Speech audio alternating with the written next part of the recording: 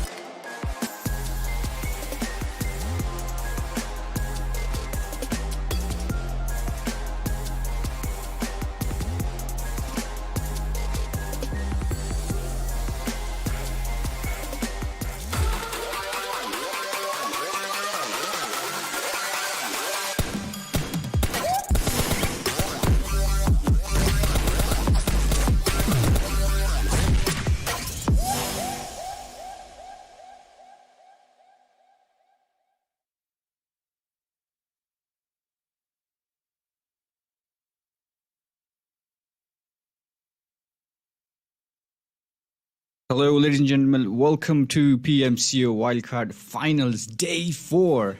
What a day it's going to be. I'm your host, Clashbot, and joining me today we have Blay. And okay, this is Day 4. We've seen some amazing moments in the past 3 days here in the finals. And I hope you guys are ready to support your teams. Make sure you do, because this could be the last time you will be able to support them. This could be. So make sure you are there to support your teams, and we'll take a look at the overall ranking and everything in a moment, prize pool as well. So lots of teams will be fighting for the prize pool, and look at that. First place, 3,900 for the team who wins that first place title. Second place, 2,300 for them. And it's not just about the prize pool, it's about that 2 places in the top 2 position in the overall ranking. They will be moving to the next region the stage. So Blake, welcome. Thank you. Excuse me, my throat's gone from yesterday's game. My internet seems to be kind of crapping the bed as well, but we're back. I do apologize for that, ladies and gentlemen. Nothing I can do. The internet gods were not kind this morning, but it looks like everything else is fine. And I think you're doing a great job over there, so we can talk a little bit more about the points. The points we have to we have in store for us here. So Clash, take me through this. Well, point system as usual, we have 15 points for the chicken dinner, 1 point for kill point for every single kills in the second, 12, 10, 8, 6, 4, 1, 2, 1, 0. That is something nobody wants to get, 0 points in the game, especially the teams who's currently at the top of the leaderboard, they just don't want to mess up those points. And yeah, this is going to be an interesting day, Blay.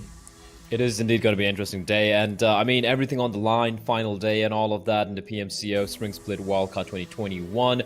Let's quickly take a look at the overall standings as it stood at the end of yesterday. Astra Academy shooting straight for the star on 199 points. 2 points or 1 point away from 200-point barrier. Which I think it was APES and Astra Academy who were able to do during the group stage, where they were actually, which is quite spectacular, right? And they seem to be about to replicate the same feat. Second position. That's what 3 teams here are keenly fighting for. Again, I'm not counting on Victor Gaming. I believe they still have a real chance of potentially making it if they have an incredible day over here today. But PeaklySeven, 145, ReaperX out of nowhere, this weird Indian-Australian mixed team coming out of nowhere and just smacking everyone around. And APES Incorporated, they kind of fell flat yesterday, Clash. They didn't even get too many kills. They were very quiet. They tried to go for a few fights, but they kept losing a lot of team fights. Something's going on with these Mongolians, and they don't look like the same force of nature that they were in the earlier days. Yeah, group stages, APES were simply amazing. In fact, APES were the only team who crossed that 200 points in the group stages. But now, seems something's lacking in the team. They've been going too aggressive. That could be the only reason they're just lacking those points in the leaderboard so far. But I'm kind of surprised to see, PeaklySeven and ReaperX in the top 3, because they started somewhere from the bottom. If you remember Reaper, right? They barely made it to the top 16 bracket there in the group stage. And I'm very much surprised that they are going to be there fighting for that top 2 position in the finals. Yeah, I'm super happy for them, because I remember there was one game of theirs where they got disqualified because they joined in the wrong slot, which is completely justified, right? You're supposed to follow the rules and all of that. It's just rough luck. Let's take a look at the schedule very quickly, though, where we have, of course, the usual maps which are going to be played out today. It's going to be starting on Erangel, followed by Sanhok. Then we have Miramar, and to close things out, again, it is going to be Erangel to close out the show and close out the entire tournament. But just to finish my thought there, ReaperX, they got very, very lucky to sneak their way here into the playoffs just by, I think, 1 or 2 points. And here they are with the potential of taking the second spot and qualifying for the next stage alongside Astra Academy. Now, you don't know, PeaklySeven, I'm sure they have something to say as well. APES Incorporated, one thing about these guys, they don't seem to feel the pressure, Clash. They do not seem to feel the pressure. They just keep playing their game. They just keep playing the way they want to play. The question here is it going to be enough? But we're going to be finding out very quickly, as we're going to be jumping in straight into Erangel, the first map of the final day here of the PMCO Spring Split Wildcard 2021. And of course, very cool view of the wing over there. and the logo. Hopefully that should be fixed very quickly. But heading into Erangel, I hope you can answer my question. Clash? Do you think APES just need to do whatever they've been doing all this while, or do they need to mix things up a little bit here? I think they need to mix a little bit of the placement point. That is the only thing they're lacking. They've been getting lots of kills. That's good. But the only thing is they go all out. Sometimes they win, sometimes they lose, but it's not going to work that way. This is finals. You have to get those placement points too. And that is the only reason where Team APES are lacking. And I believe they will be changing some kind of strategy here, because this is finals, last day. Woohoo. Woohoo, indeed. Finger crossed for lots of teams here. Yeah, I mean, look, I don't want to be like talking crap about a few of the teams who won't be qualifying, right? A few of these teams won't be qualifying. It's just unfortunate. A lot of the teams who are below the in the second half of the bracket, they probably just given up hope here, and maybe they're just playing for the money. Of course, quite a decent chunk of money on the line as well. But I would love to see some of these teams go for a few more YOLO plays, right? You have teams like Nightmare, WCK, you got like 5 Power, and all these guys. I'd love to see them go for some hyper aggressive, in your face action over here. The playing path is not going to allow a couple of teams to drop towards where they usually like. That is ReaperX and Astra Academy. ReaperX, however, dropping towards the western bridge. They could opt to cross on over. But Astra Academy, I believe for the very first time in the tournament, Clash, they won't be dropping towards Novorep Noi, meaning it's going to be interesting. With Astra in the fray, a lot of teams are going to be worried as to how it's going to play out. Meanwhile, Scream and Warzone, they seem to be aware that NAIKON is in the vicinity. Unfortunately for NAIKON, there's no escape route available. He does have the UZ to work with, and he has a teammate nearby, but that's about it. This is not looking good for NAIKON. Yeah, and that's the thing here. Teams like who is currently at the second half of the leaderboard, there's nothing for them to lose other than those placings in the overall ranking, those prize pool. That's all they are going to fight here for today. And it looks like they're breaking those fights early on. Victor Gaming, I don't know why I keep saying vengeance to these teams. This is Victor Gaming, by the way. So NAIKON flying, he's the only player. And it looks like, these teams, they know there is nothing to lose, right? There is some prize pool. And they also know that they are not going to make it up to the second place. However, for Victor Gaming, they have a chance, slight chance. But if Astra Academy or PeaklySeven, Reaper, APES, if they made one good game here out of 4 games, this is simply done for Victor Gaming. There is no coming back for the team. Well, it looks like Gozza's done. Beams jumping out from nowhere, just landing a shot as VG Warzone. They're going to get a couple of knocks. Flying actually came in to try and help his teammate out, but NAIKON are facing a bit of a rough time here. This is not looking good. Chaser has a lot of work to do, and unfortunately, oh, never mind. Flying's the only one who will be taken down. Chaser was trying to help his teammate out there, but then I guess he realizes it's really not worth the effort. Again, he is isolated from the rest of his teammates, and early skirmish is breaking out. It could also be because of the plane path that a number of the teams were not able to drop towards where they're usually comfortable with, which could lead to some of these early skirmishes, which was absent. I won't lie. In a lot of the Erangel games we've seen so far during the playoffs, Clash. Yeah, of course. And this is too late for them to recover from all those mistakes as well, since this is the last day here in the finals. And Gozza, Epic, they're already engaged here. I think they've taken Pochinki, right? They dropped down somewhere around the Pochinki. APES, they couldn't go there. So it's going to be very important games for APES, Reaper, PeaklySeven. So I don't think they're going to mess up. Gozza and Epic, they're going to be fighting here, and Gozza already losing 3 of their teammates. It's way too early. Yeah, and these teams, they're fighting for those prize pools as well. Just money on the line. I love my cash as well. If I was them, I'd be like, yeah, hell yeah, sure, we might not qualify, but at least we get some decent chunk of some greenbacks to work with. That is something that these guys are going to be gunning for. Epic, they only have 3 players in the server. I guess one of them was not able to connect or disconnected or something. I'm not too sure about it, but it doesn't seem to matter. They are making life hell and quite miserable for Gozza, as Struggled is going to be left alone, struggling in a 1v3. He's wary of the fact that he could be getting flanked from around as well, and they're just pushing on in beams, trying to get the ult. They're working this so well together. and struggle. He gets at least a knock, but that's all he'll find. Runs out of bullets in a magazine. And that is going to be the first team to be eliminated from the map, from the game. It is going to be GozzaEsports. 0 points is what they're going to get. And that's just an unfortunate end. But Epic Gaming. Let's talk a bit about Epic Gaming, Clash. They were a team who impressed us, who impressed a lot of us, right? During the group stage. Not much so during the playoffs. So, like, what do you think went wrong for these guys? Well, if you try to go back to the group stage, Epic Gaming, they were kind of aggressive, right? We had Pain Gaming, Epic Gaming, who performed really well by getting those kill points in those group stages. But here, as you can see in the finals, we haven't seen them in the kill feed much. So that is something they're lacking. Maybe they're just playing a little more passive, which is costing them those points. And I think that's the only reason, they are down at the bottom, not even there in the top 8. I think they're in the top 8. But yeah, that's the only thing they're lacking there. They're playing too much passive games here, Team Epic. Well, let's see if they can at least try and, at least kind of redeem themselves during the final day here.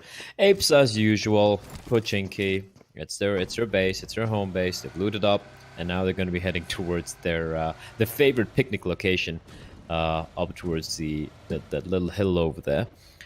ReaperX didn't cross towards Military Island, by the way. Oh, wait, what? Astra? They actually went all the way down south.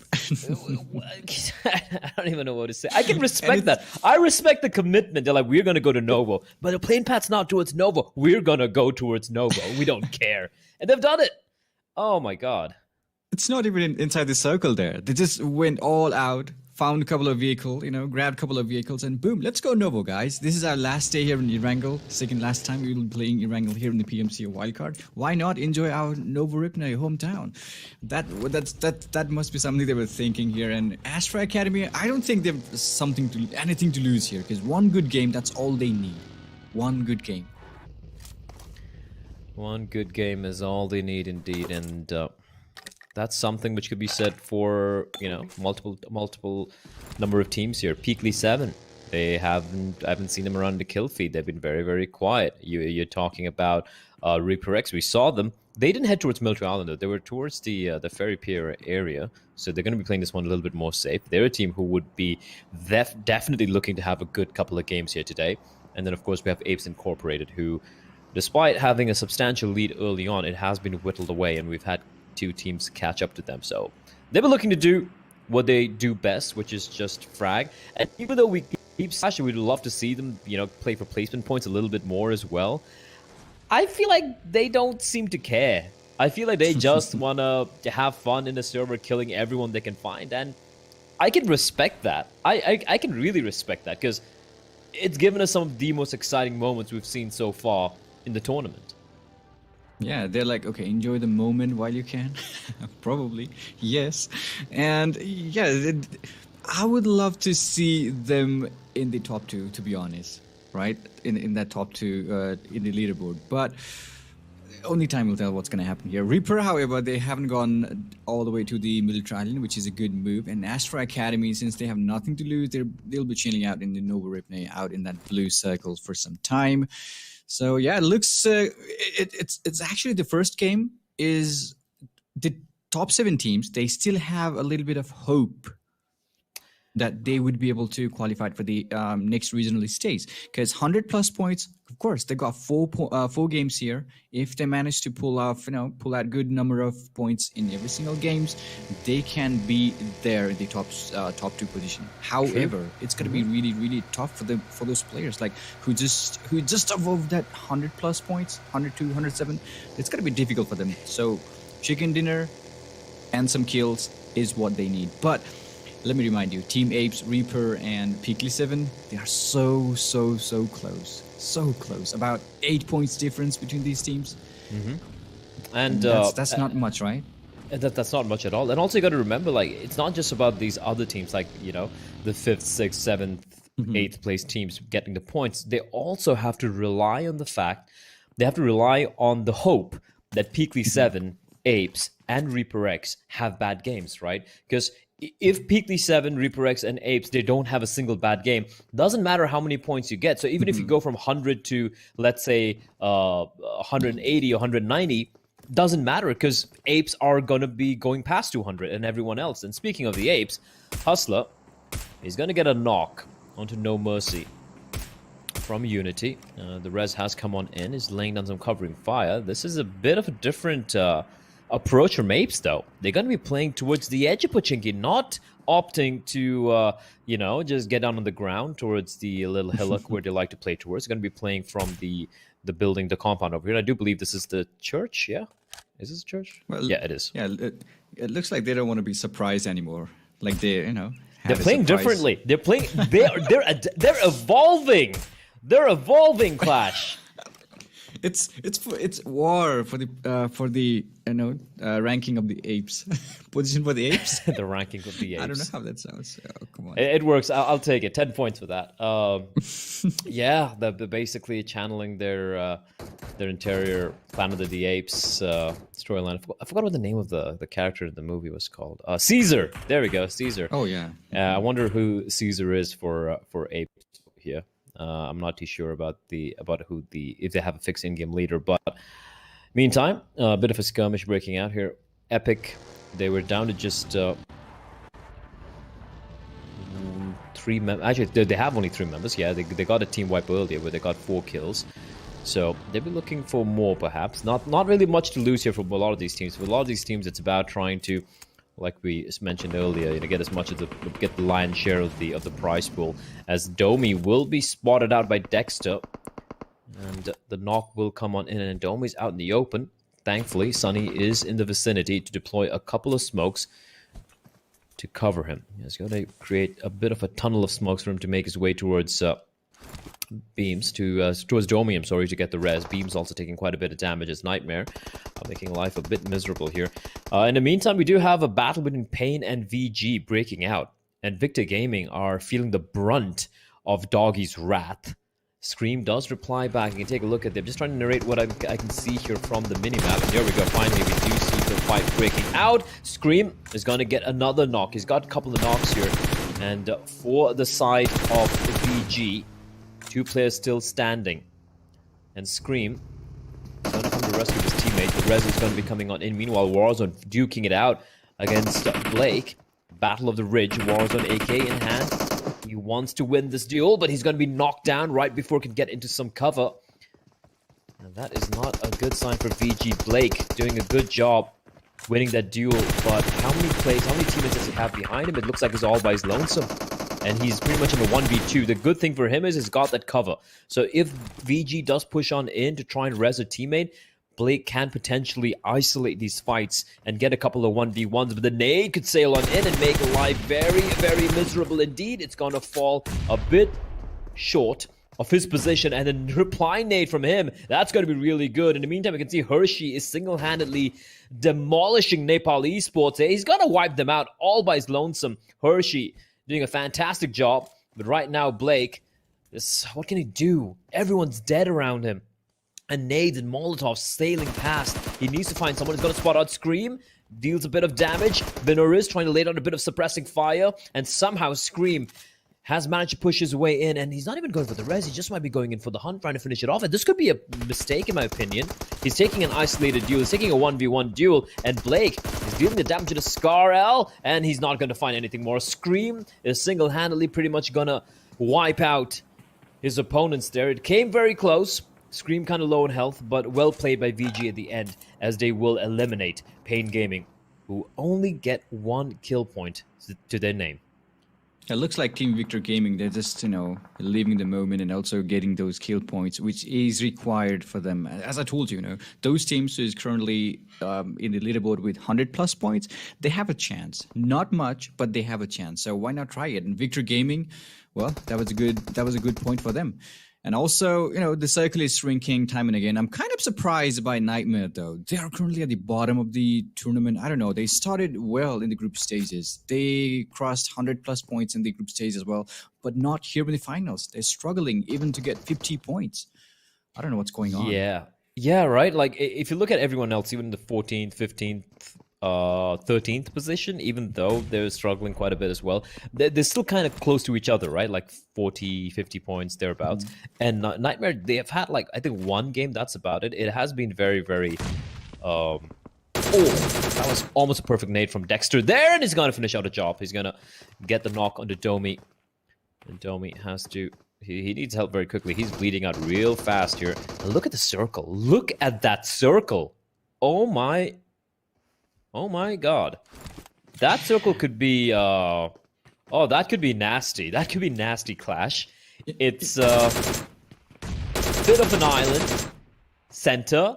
As Dex is going to get his second knock. I'm not sure why Epic are taking his individual duels against someone who has the cover of that balcony. Yeah, this is going to get weird. I don't think I've seen too many circles like this. I don't even think I've even played too many games which have a circle like this. No, it's the first time we've seen that circle.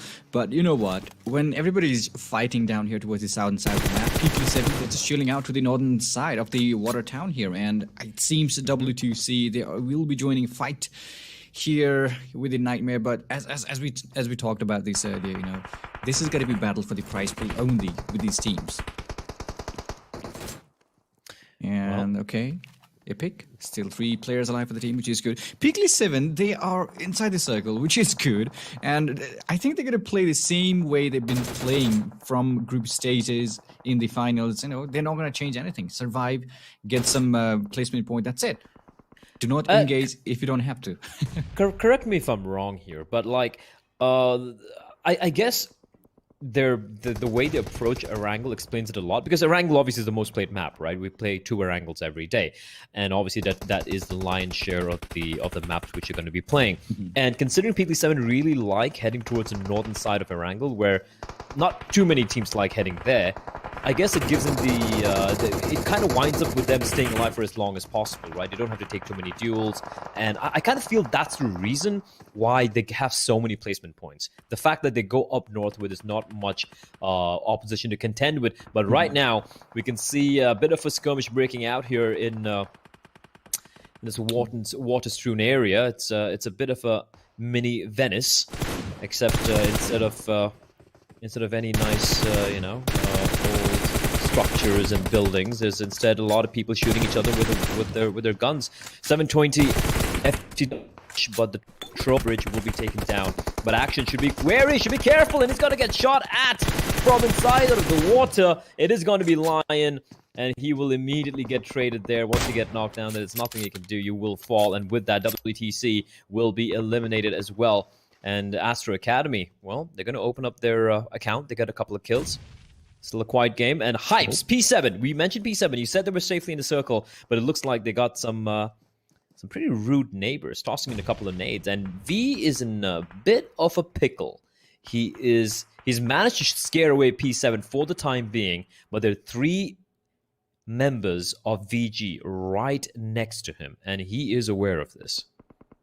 Actually, I like the way PeaklySeven are playing. Look at that. Hypes is the only player near the breeze, and 3 of the players from PeaklySeven is not even here. They have the cover. They have their eyes up on Hypes, but they are kind of a little bit far away from Hypes, and the circle is going to determine whether it's going to keep the water town inside of it, or it's going to be the breeze battle in the end. Oh, looks like it's going to shift somewhere around the water town, and now whoever is there with PeaklySeven to the northern side, they have to cross that breeze. Hypes has already crossed. He is being very proactive, isn't he, from PeaklySeven. He's already crossing on over, and again, the circle is still.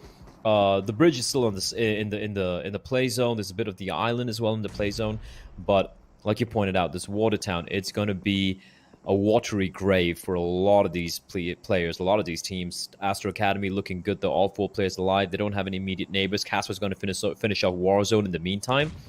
And VG, they're just getting... they're just having a very rough time here. P7, they managed to make their way towards the play zone. Now, whether they cross the bridge or not is a question. As 10 Shade, they continue to be a problem for ReaperX. And ReaperX, a team who really have a real opportunity of qualifying for the next stage, are coming under heavy fire. And we haven't seen any reply yet from ReaperX. Yeah, they're just chilling out. As I told you, PeaklySeven, Reaper, there is so much in line for them. Reaper, So, oh my yeah. god, the play zone is going to take down two of them in ReaperX. They maybe are playing this a little too slow. They maybe want to be a little bit more in your face, a little bit more aggressive as Astra Academy, taking fights on multiple fronts. They are being surrounded by 5 teams, as Apes have managed to find their way towards a building, a little bit of cover. Boo from 5 Power trying to be very, very brave, but it is going to be Sanchir who's going to finish him off. Domi replies back with a nade of his own. He finds Hustler and PeaklySeven. I do believe they're still battling it out with their opponents earlier there. Second nade sailing on in, but not able to quite find its mark. Hustler creeping on around, waiting for the rest to take place as Kanik is being very, very paranoid indeed. Domi tossing a number of nades, but he might have to evacuate the premises. His position has been compromised and he needs to res his teammate. Actually, Watertown, look at that. How many teams are there? And they know exactly where they are. The only thing is they are a little bit out of range from those nades. And okay, this is going to be chaotic here. This is so calm at the moment. But once the circle closes in, they have to move, and that is going to be chaotic. I believe we will be losing at least 6 teams from here in the Watertown in the next circle. Absolutely. 12 teams alive and only 30 players left in the server. That is... So, like, we have half the players remaining, less than half, but we still have 75% of the team still alive. That means, yeah, a lot of teams are going to be dropping. ReaperX are gone. Spurs will be eliminated. With that, ReaperX will drop away in the 11th place. That's unfortunate. They only get 2 points in total because 1 kill and 1 placement point. And I felt like they maybe took a little too long to rotate. So that's one of the teams who are contesting for that second spot who will be eliminated, which is very unfortunate for them. But Apes is still in the running. And this is a game where Apes want to get as many kills as possible. But they're being very restrained, Clash. They're not over-aggressing here. And look at the circle. It's outside of the Watertown. And which team was there? Which team was there on the bridge? All this while, it was, of course, PeaklySeven. They're waiting now. And they're like, all right, circle shifted to us. We're good right now at the moment for the time being. As Nades keeps sailing in, and Apes, they need to res their teammate, but they need to hustle as well. In fact, everyone needs to make a quick move towards that bridge. The problem is, there is a team waiting for them, and it is PeaklySeven. And we've said this in the past, Clash. PeaklySeven don't really like taking fights, but right now the fight's going to be coming their way. Yeah, and there's a team waiting for them as well. That's WC KTM, who could be a huge trouble for Team PeaklySeven. If they try to stay there on the breeze, they could be, fired from the left portion of the map and also from the right side. Lots of teams. I believe there's everybody in this Watertown. Maybe they thought that circle was going to go here, but I don't think they have enough time now. The circle is going to start to close in, and NAIKON, a player, is down for the team. Look at that. They have to make sure that nobody follows them, right? They have to make sure of that. And Apes, the only team who is really far away from that play zone at the moment as well. They have to try hard to go inside the circle. And looks like PeaklySeven is in a good position there. Epic still trying to get some kills, which is good for the team. And look at that. We have 8 teams alive in the battlefield, 18 players. Lots of nades being thrown out.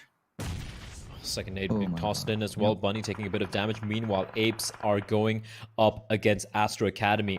PeaklySeven, though, they have all 4 players alive. A perfect nade coming in from Epic. And with that, I believe Nightmare have been eliminated here.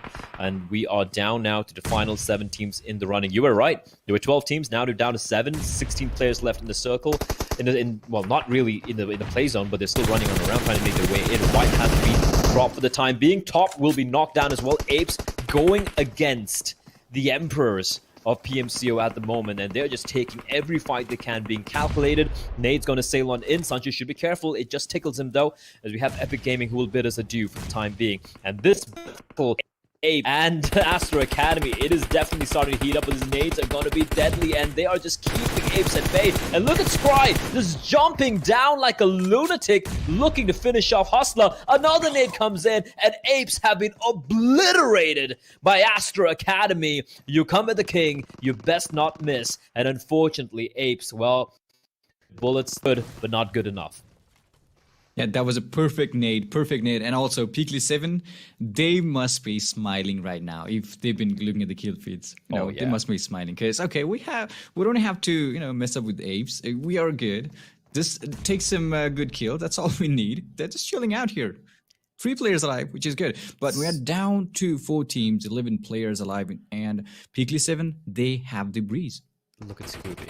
Look at Scooby. Oh. Yeah. Oh, action comes running on pass. He wasn't expecting Sneak's position. Sneak is going to get a knock on to action, and that's going to force Astra Academy to be a little bit more passive. And Sneak immediately repositions himself. That's smart. But while the nades are being tossed on in, the rest should be coming on in. Scry trying his best to find his teammate. Mullet Smoke will be deployed to provide a bit of scry as the res comes in. And that's brilliantly done by Astra Academy. I just love the immediate response that comes in from them when they're like, all right, we have a player knocked down. And they immediately are able to, kind of just work together as a unit and get the res in. And now, PeaklySeven losing Casper as well, leaving Hypes and Sneaks. We still have 3 members of KTM Rage alive. Firepower Scooby is on that boat. And now, he can see all of this. He can see what's going on here, but he's not moving. He's waiting for the remainder of these teams to just duke it out amongst each other. But PeaklySeven, they're in a bit of a pickle here. They're trapped between a rock and a hard place. Of course, I love the way Team Astra Academy is playing here. They've been playing consistent. They know they're on the top of the leaderboard, but also they're just not neglecting anything here. They're playing the way they used to. They're enjoying the game, which is good. And Scooby, I think he's been found out. Oh no! Oh, it's alive! Oh no! Oh, Scooby. Well, he did his best, right? He tried to live for as long as possible, and this duel being won by Hypes is very crucial. So if they're able to eliminate KTM Rage, I'm sorry, that's going to allow them to take the fight with Astra Academy without having to worry about getting shot from behind. And they found one. Second nade, that's on Sujin from KTM Rage, and that is perfection. Now Hypes is going to come crawling on up towards Sneak, and he's just barely going to make it there in the nick of time, and PeaklySeven are they're just bullied by 2 teams, WCK and 2A. And it's interesting how WCKTM Rage and Astra Academy, they're not even shooting at each other at all. They're teaming up together to take down PeaklySeven here, which I guess kind of makes sense, right? Why do you want to take multiple fights? Just concentrate on one team. But while that's going on, Astra Academy, they just might be pushing on here. And I gotta say, Astra Academy, they might just get a chicken dinner here. Nice trade coming in from Sujin. And he's going to finish off Hypes, and I think that is it. Yep, is it PeaklySeven is done. Yes, that's it. 1v4, nothing they can do. Astra Academy, look, there's Astra Academy, and there's everyone else. There's Astra Academy, there's everyone else. 14 kills for Astra Academy. They make it look easy. God damn it, they make it look so casual, so easy. 2,000 points of damage, 14 kills, all 4 players stay alive.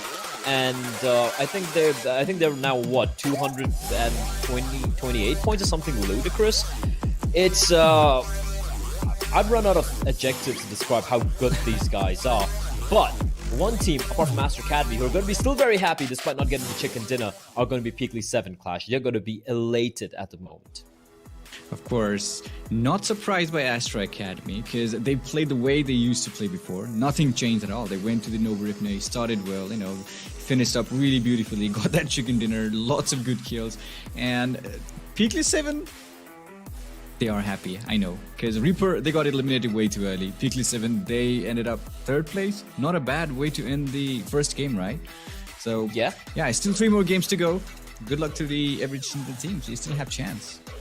Everyone does have a chance. Let's take a look at the MVP of the map here, and it is going to go the way of Beams, actually, with 1,431 points of damage. Holy bejesus, I don't even know what that is. That's ridiculous. And only 5 kills. That is extremely unfortunate. He even got 500 plus points of healing done, which is something you rarely see, that much of healing done. And that amount of damage is what an entire team usually makes, Clash. Quite incredible from Beams, and we can take a look at the top 4 players in the server in that particular game. And yeah, Beams is going to be number 1. Hypes as well, getting over 1,000 points of damage. We have Top with 582 points of damage, but 7 kills. And of course, we have Scream from Victor Gaming with 4 kills to his name with 742 points of damage. Just take a very quick look at the match summary as well. I'm still trying to wrap my head around 1,431 points of damage. It's like, that's insane. 15,000 kilometers traveled by Hypes. PK with the most number of assists for Astra Academy. And Sam OP with the longest distance kill, 260 meters. Let's jump now into the match standings. Now, we know Astra Academy on top, 29 points. PeaklySeven coming in second there because they had 8 kills. All of them came in third position-wise. WC KTM Rage with 6 kills and 12 placement points will be tied for the second place with PeaklySeven. 10 Shade, 10 points. 5 Power, Victor Gaming with 8, Epic Gaming with 8, and APES Incorporated with 8 points. Now, 8 points for APES Incorporated ensures that the lead PeaklySeven have over APES isn't too substantial, right? It's now, I think, like 14 points or something of that nature. But yeah, they are slowly but surely trying to, crawl ahead of the rest of the pack. As we take a look at the second half of the table, and there's one big disappointment, which is going to be Heartbreak. ReaperX only with 2. And with 3 games remaining, the nerves, it's going to be frayed for ReaperX. Of course, and that first game here in the Erangel was not good for ReaperX at all. However, Team Apes, they've climbed up, which is good. They're getting a little closer to that second place in that top 2 position, which is good. But Astra Academy, I think they've made it. Yeah, I think at this point they can pretty much sit out the remaining 3 games and still qualify. That's how substantial their lead is. But let's take a look, though. Let's see. Let's not just hype ice. Let's take a look at the actual numbers at the overall standings. Or rather, the damage graph first. Actually, I do apologize. Forgot about that. 2,000 points of damage, Master Academy. I want to see where Epic Gaming has 1,934 points, of which. Wait, does that make sense? He had like. How much did he have? How much did our player have? He had quite a bit of it, right? 700 or 1,400 something. No, it was like 1,400 or something. Something ridiculous. But anyway, we can get back to later on. We can see Astra Academy leading the pack by far. A number of skyscrapers here. We got Victor Gaming. We got Nightmare as well. 1,596 points of damage and 1 kill. That's a nightmare. At this point, I feel they're cursed. I feel like nothing is going their way. We had Apes who only had 2 kills despite dealing out 1,400 points of damage as well. Just some rough luck for a couple of these teams. But let's take a look at something even more interesting. Let's take a look at the overall standings, where we should be seeing Astra top down 228 points. That is, quick math, that's over 60 points of a lead over PeaklySeven. Yeah, that means they've pretty much secured their position in that for the next region these days. I don't think they're gonna break it like PeaklySeven or Apes. But there's not much enough games. Come on. I know. But for PeaklySeven and Apes and ReaperX, I mean, it's getting heated up here. 145 for Apes Incorporated, 163 for PeaklySeven, and if you haven't failed your maths class, you know that's a difference of only 18 points. Meaning, if PeaklySeven have a quiet game, and Apes Incorporated or ReaperX get something close to not even a chicken dinner, right? Like a second and third position with a few kills, a handful of kills, they're gonna tie things up, or they might even jump over PeaklySeven. Victor Gaming with 115, 112 for 5 Power, NAIKON. If these guys, if 5 Power, Victor Gaming, or NAIKON wanna believe in qualifying, now is the time for them to wake the hell up and start mowing players down by the wayside. WC KTM Rage make an appearance in the top 8 on 69 points in the 8th position. And we quickly take a look at the second half of the table.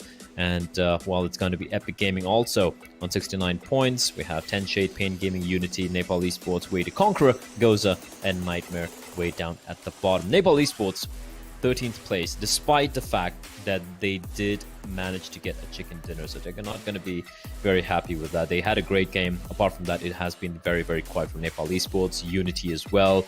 Pain Gaming too, 10 Shade have dropped off quite substantially. A lot of these teams, right? And I think that's what separates the champions from the ones who are not champions, for lack of where during the group stage to perform, when it comes to the playoffs, the ones who are the favorites, they've shown they will perform no matter how much the pressure is. And while the rest of them, well, they seem to have the pressure got. I feel like it got too much for some of these teams, Clash. Yeah, of course. And this is finals. Maybe they were thinking a lot like, okay, how should we go? Group stage was okay. It doesn't matter if you get selected or not. But finals, here we are. Only 2 teams will be able to go to the next regional stage. So that could be the pressure they were, having in their mind, and they just messed up, I guess. Lots of teams. Because we've seen them play really good in the group stage, right? Yeah, we did, which was which is rough for me to watch. But you know what? It's still not done yet. We still have 3 more games remaining in the final day of the Spring Split Wildcard. But before we jump into Sanhok, we're going to do a very quick break, and we'll be right back.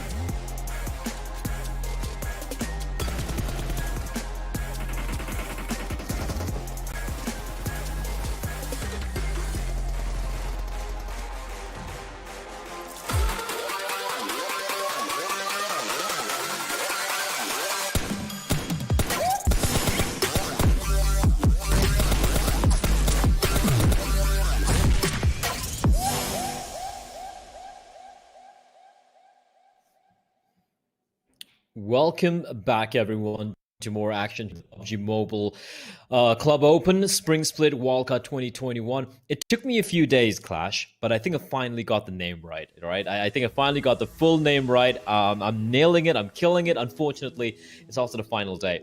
So you just have to deal with it for one more day. That's it. 3 more games, not even a full day. And coming up next is going to be, of course, Sanhok. We saw some interesting action breaking out there in the first game, and I do believe we're ready to jump straight into the tropical, humid climes of Sanhok, as we will be seeing the plane path. It's going to be pretty much cutting the map in half. It's going to be starting all the way perfectly from the east and heading all the way towards Tambang. Everyone's like, let's paint the picture, Clash. Like, imagine there's a viewer jumping in right now and he has no idea what's going on. What do you tell him? Like, what do you tell him about how the leaderboard stands at the moment? Well, Astra Academy, they're simply leading the leaderboard with 200 plus points, 228 to be exact, which is good. And remember, top 2 teams will be qualifying for the next regional stage, which is good. And it's going to be battle for second place for me. It's actually the battle for second place has started here. And since we only have 3 games left, well, every teams, they have to try really, really good here, especially teams like PeaklySeven, Team APES, and Reaper, since they're really, really close to those points. They're really close with their points. They have to be really careful on that one. But other teams, they're simply playing with those for those prize pool, which is good. And it seems Gozza, they just want to try their luck one more time, engaging in a battle with Team Astra Academy down here in the boot camp. So, because Gozza, they don't really go down here. Astra Academy, however, they've been playing so consistently, haven't changed a bit, nothing changed at all. The way they played in the first day of here, in the wildcard, the PMCO, well, they've been doing the same exact thing here as well. And okay, that's a first knock, or maybe first kill. Oh, quick trade coming in. Those struggled this time. They've had enough of being bullied by every team, it looks like. And they take the fight here to Astra Academy, but coming out, struggled, rattling off a number of bullets from his gun, but not quite able to land the final blow. Lackey is bleeding on out. Struggle. He is struggling trying to win this duel, and again, he doesn't have any helmet, a headshot from any of these automatic rifles that Astra Academy possess, and it could be quite troublesome indeed, and he is indeed going to try and leg it. I can't even see the 4th member of Gozza anywhere nearby, so it looks like just going to make a run for it. And Astra Academy once more, yeah, they start things off, and they're going to come out on top. Yeah, the good thing is these 2 teams, there is nothing to lose for them. Oh, that nade! No, that was close though. Sad boy. It's going to be 1v4 for him. And Astra Academy, they're looking for him. Look at that. This is their hometown, right? Bootcamp is their hometown. And okay.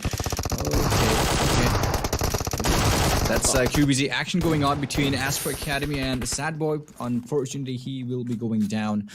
And Struggle is going to be the only player for Team Gozza who has been pinned as well. And look at that, no helmets, nothing. And this happened to them yesterday, right? Like in the first game earlier today as well, they were the first team to be knocked out. They just got completely wrecked and struggled. Well, he is struggling indeed, and he does get a knock, but oh my god, action, what was that?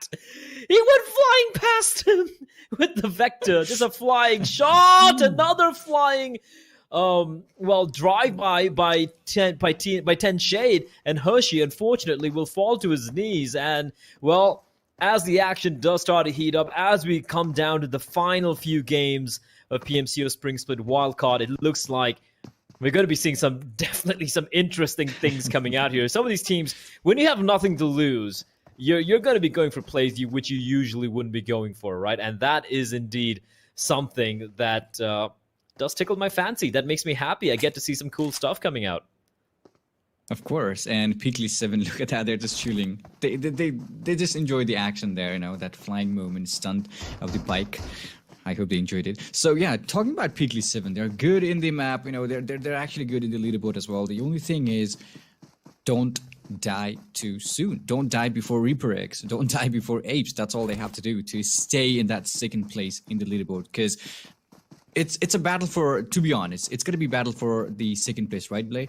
Because Astra Academy, they're way too far away. There's no catching up with the teams like Astra Academy now on forwards. But look at the circle. It's beautiful. And NepalEsports, as usual, they're going to go towards the Hatin. I believe Sayal, he just split it up.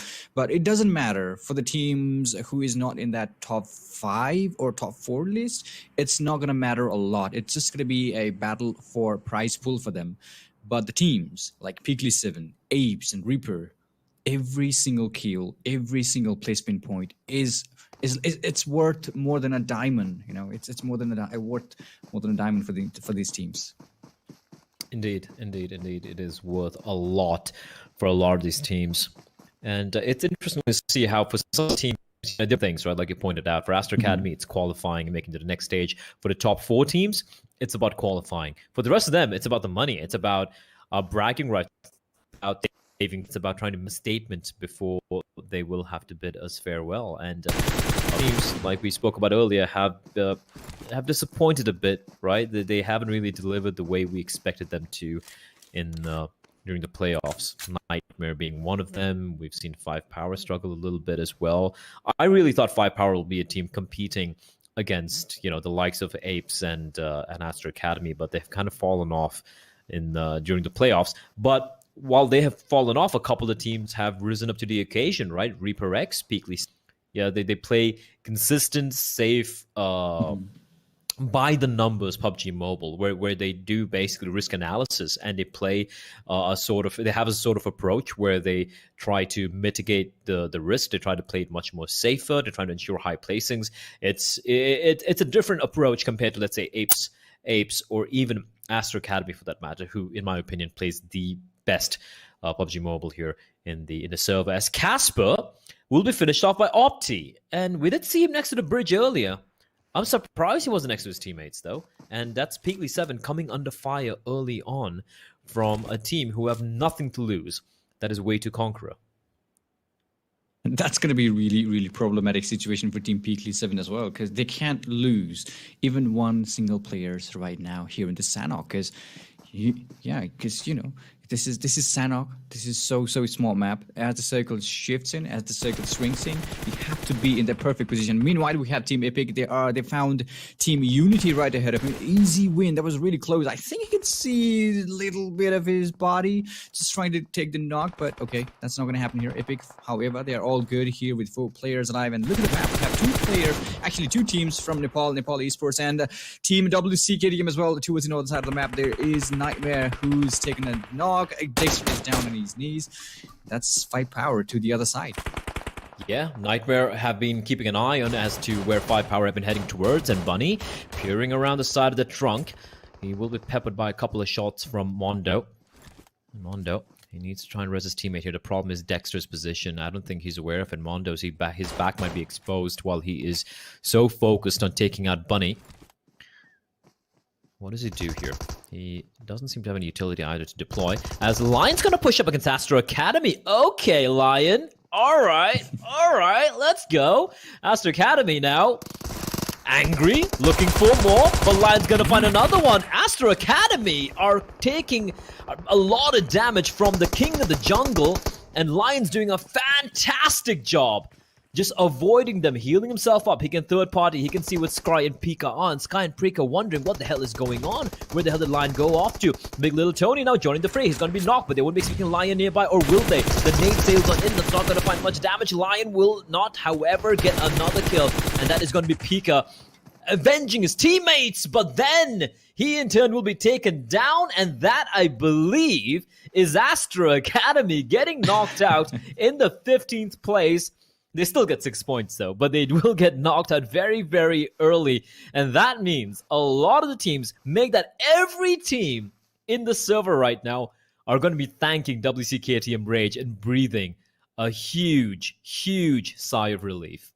Yeah, we've seen how... Actually, sorry, I apologize. Actually, WTC. WayToConqueror, my bad. I always get confused in these 2 teams. But wow. That was simply amazing, you know. Lion, he was killing, he was just hiding, he was playing a little bit of hide and seek as well. That was good. That was a good move. And Astra Academy, even if they have nothing to lose here, well, that was well fought battle by Team W2C. WayToConqueror. 5 points for them. That's good. Yeah, and they still have 2 players alive here. V in the distance trying to take down Mufasa, and he will finally be taken down, but it is going to be easy win with that with the Vector, who's going to finish off the job. And Unity down to 2 members. We can see early skirmishes here breaking out on Sanhok, WTC, Unity, and WC KTM Rage down to just 2 members. PeaklySeven, they did lose Casper earlier. They opted not to go for the fight. And as I say, losing members, we do see a couple of players getting knocked down here. It's a battle between Epic and NAIKON. Sunny will be finished off. Epic, they have Glock down on the ground. And NAIKON, they did lose Mufasa just a couple of seconds back, and Chaser's down on his knee, so they need to go for the res here, and that's an opportunity for Beams to try and calculate the trajectory of this nade, and it's perfect! It is perfect! 9 will fall. Chaser at least has managed to res himself up as WayToConqueror will be eliminated. The team who knocked at Astra Academy will fall by the wayside as Beams is pushing on in, using the utility to kind of harass NAIKON as he pushes on up. He's waiting patiently, waiting for someone to be spotted out, waiting for his teammates to arrive. And he has spotted out Chaser there, hiding behind the rock. Bear in mind, this blue is going to come on in at 9. He's taking damage from the blue and bleeding out as well at the same time. And Beebs is doing a fantastic job keeping them pinned down. As Apes, in the meantime, getting burnt alive and mowed down by NepalEsports. Out of nowhere, they come in and they take down the Apes. And I think for Apes, did they just get knocked out? I think they have a couple of members still alive, or at least 1 member still alive. That is Canik, yes. 2 members still alive for Apes. So, not too terrible yet for the side of Apes Incorporated. And Epic are just keeping these 2 players for NAIKON pinned down. They're not allowing them to escape. So NAIKON going to have to rely on flying to do something. But flying, he's just legging it. And it looks like NAIKON are just going to run away a little further away. Just, falling back from their opponents here, Beams. And Beams just waiting in the blue. It's a battle of patience. How long are they going to wait? The circle is right in front of them. They need to make a move. Unity in the meantime getting knocked out. And there we go, flying. He's going to strike. He's going to find Domi. The hunters have become the hunted. And now Epic have to move in from the blue. And they are facing off against the bullets from NAIKON. Yeah, of course. And, this is not going to be a huge trouble for these players to enter the circle. But Apes, they lost 2 players. And this is the first time they've changed the way they play in Sanhok. And they've already lost 2 players. Canik really low on himself. This could be in for Team Apes. And what a sad ending. Oh, play. PeaklySeven. I don't know what to say. I can tell you one thing. There are 2 very happy teams in the server right now. There are 2 extremely happy teams. Well, the happier team is going to be PeaklySeven because they took down the 2 remaining members of Apes Incorporated. The other team is going to be happy is ReaperX. They're on 0 points right now, but they have all 4 players alive. Beams making a run for it is going to go. There's no time. But Glock's gone. The very last tick. And he gets a res. The question is, can he heal himself as well? He should be able to. He just needs to pop his first aid. Oh my god! Oh my god! Flying! You can't do that! You can't do that! I just had to take his name. Flying, he was like, boom! Take this. Oh my god, that is just brutal. He got the res, Clash. He got the res. Yeah. My. That was close. I felt that. I felt that deep down inside in my. Oh god. It looks like these guys just are having fun in the last Sanhok game of the PMCO Wildcard 2021. Looks like they're having fun, and this is the type of game which we've seen for the first time, right, Blake? Because it used to be really slow. It used to end with chaos, but now, from the start, we can see those battles. We can see those hungers for the kills, for those placement point by a couple of teams, and look at that. The circle is getting smaller and smaller time and again. NAIKON, they have to move way too inside the circle, but by the time they enter it, it's going to be it's completely open, nothing to worry about for them. But PeaklySeven, however, they're also good. They're somewhere around the western side of the Paradise Resort, which is not going to be captured by anybody just yet, because they just eliminated Team Apes from the game here in the Sanhok, and they must be happy about that squad wipeout. Reaper, they have company real close. That's a Victor Gaming. I think they are not yet ready to engage in any kind of battle. If you remember, if you go back to the take a look back, closer look at the previous games by Reaper or PeaklySeven, they always, these are the teams who plays mostly passive games, right? They don't want to engage in any kind of battle if they don't have to. Why bother engaging, losing your teammates or something like that? That's something they've been playing. But today, they're playing a little safer, but also trying to take those kills. They're ready to take those fights to their enemy, which is, it means they are enjoying the game. It means they are willing to take those risks to be able to be qualified for the next regional stage, which is good. Yeah, look at the number of teams that's been eliminated so far, right? We have 5, 6, 7 teams down already. And looking at the circle, you can see ReaperX making their way inside. They haven't got a single kill yet. And if ReaperX won that second spot, they're trailing by 18 points behind PeaklySeven. They need to get a few kills here. They need to get a couple of team wipes, or else just relying on placement points. I don't think it's going to be enough, because PeaklySeven they're just so good at staying alive till the very end, right? Especially players like Sneak. How many times have we seen him clutch it out without even firing a single shot, Clash, right? He just stays alive. His positioning is so very damn good. So ReaperX, they've managed to find a way inside of the safe zone, though, inside of the play zone for the time being. They should be wary about a team right next to them in this cluster of huts in the vicinity.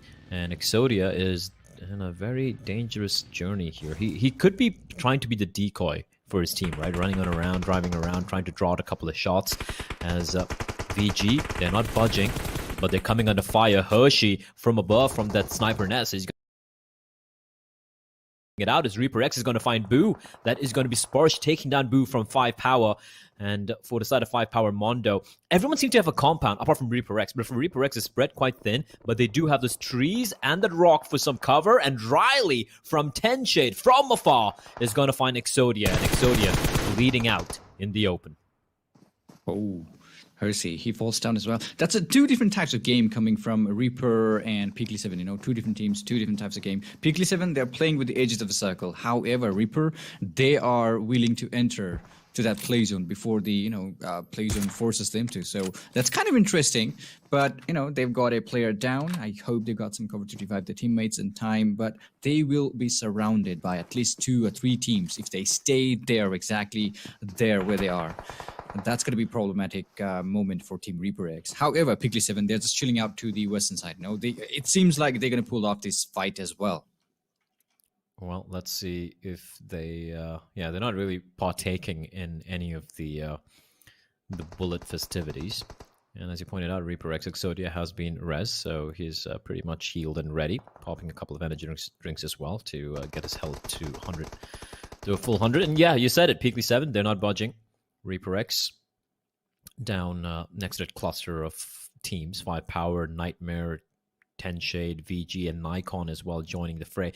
Oh, that circle's perfect for ReaperX. That circle is perfect for ReaperX and 5 power and NepalEsports and KTM Rage. I didn't even know they were left alive, and here they come, charging in from outside of the blue, and PeaklySeven, for them to make the way into the play zone, they have to get past 10 Shade, and that is not going to be easy. Admiral pushing up towards Sparsh. Sparsh taking a lot of damage, and that's a problem. When you spread this thin, if your teammate falls, the chance of a immediate res is very, very risky indeed. They're going to be going for the res a bit out in the open. I'm not a big fan of that, but it looks like they're going to be fine for the time being. Vino's going to take down Bunny from Nightmare, and Victor Gaming, they need to make a push eventually. The question is, when are they going to go for it? Admiral is going to find Nazi. And Nazi, however, finishes off Sparsh.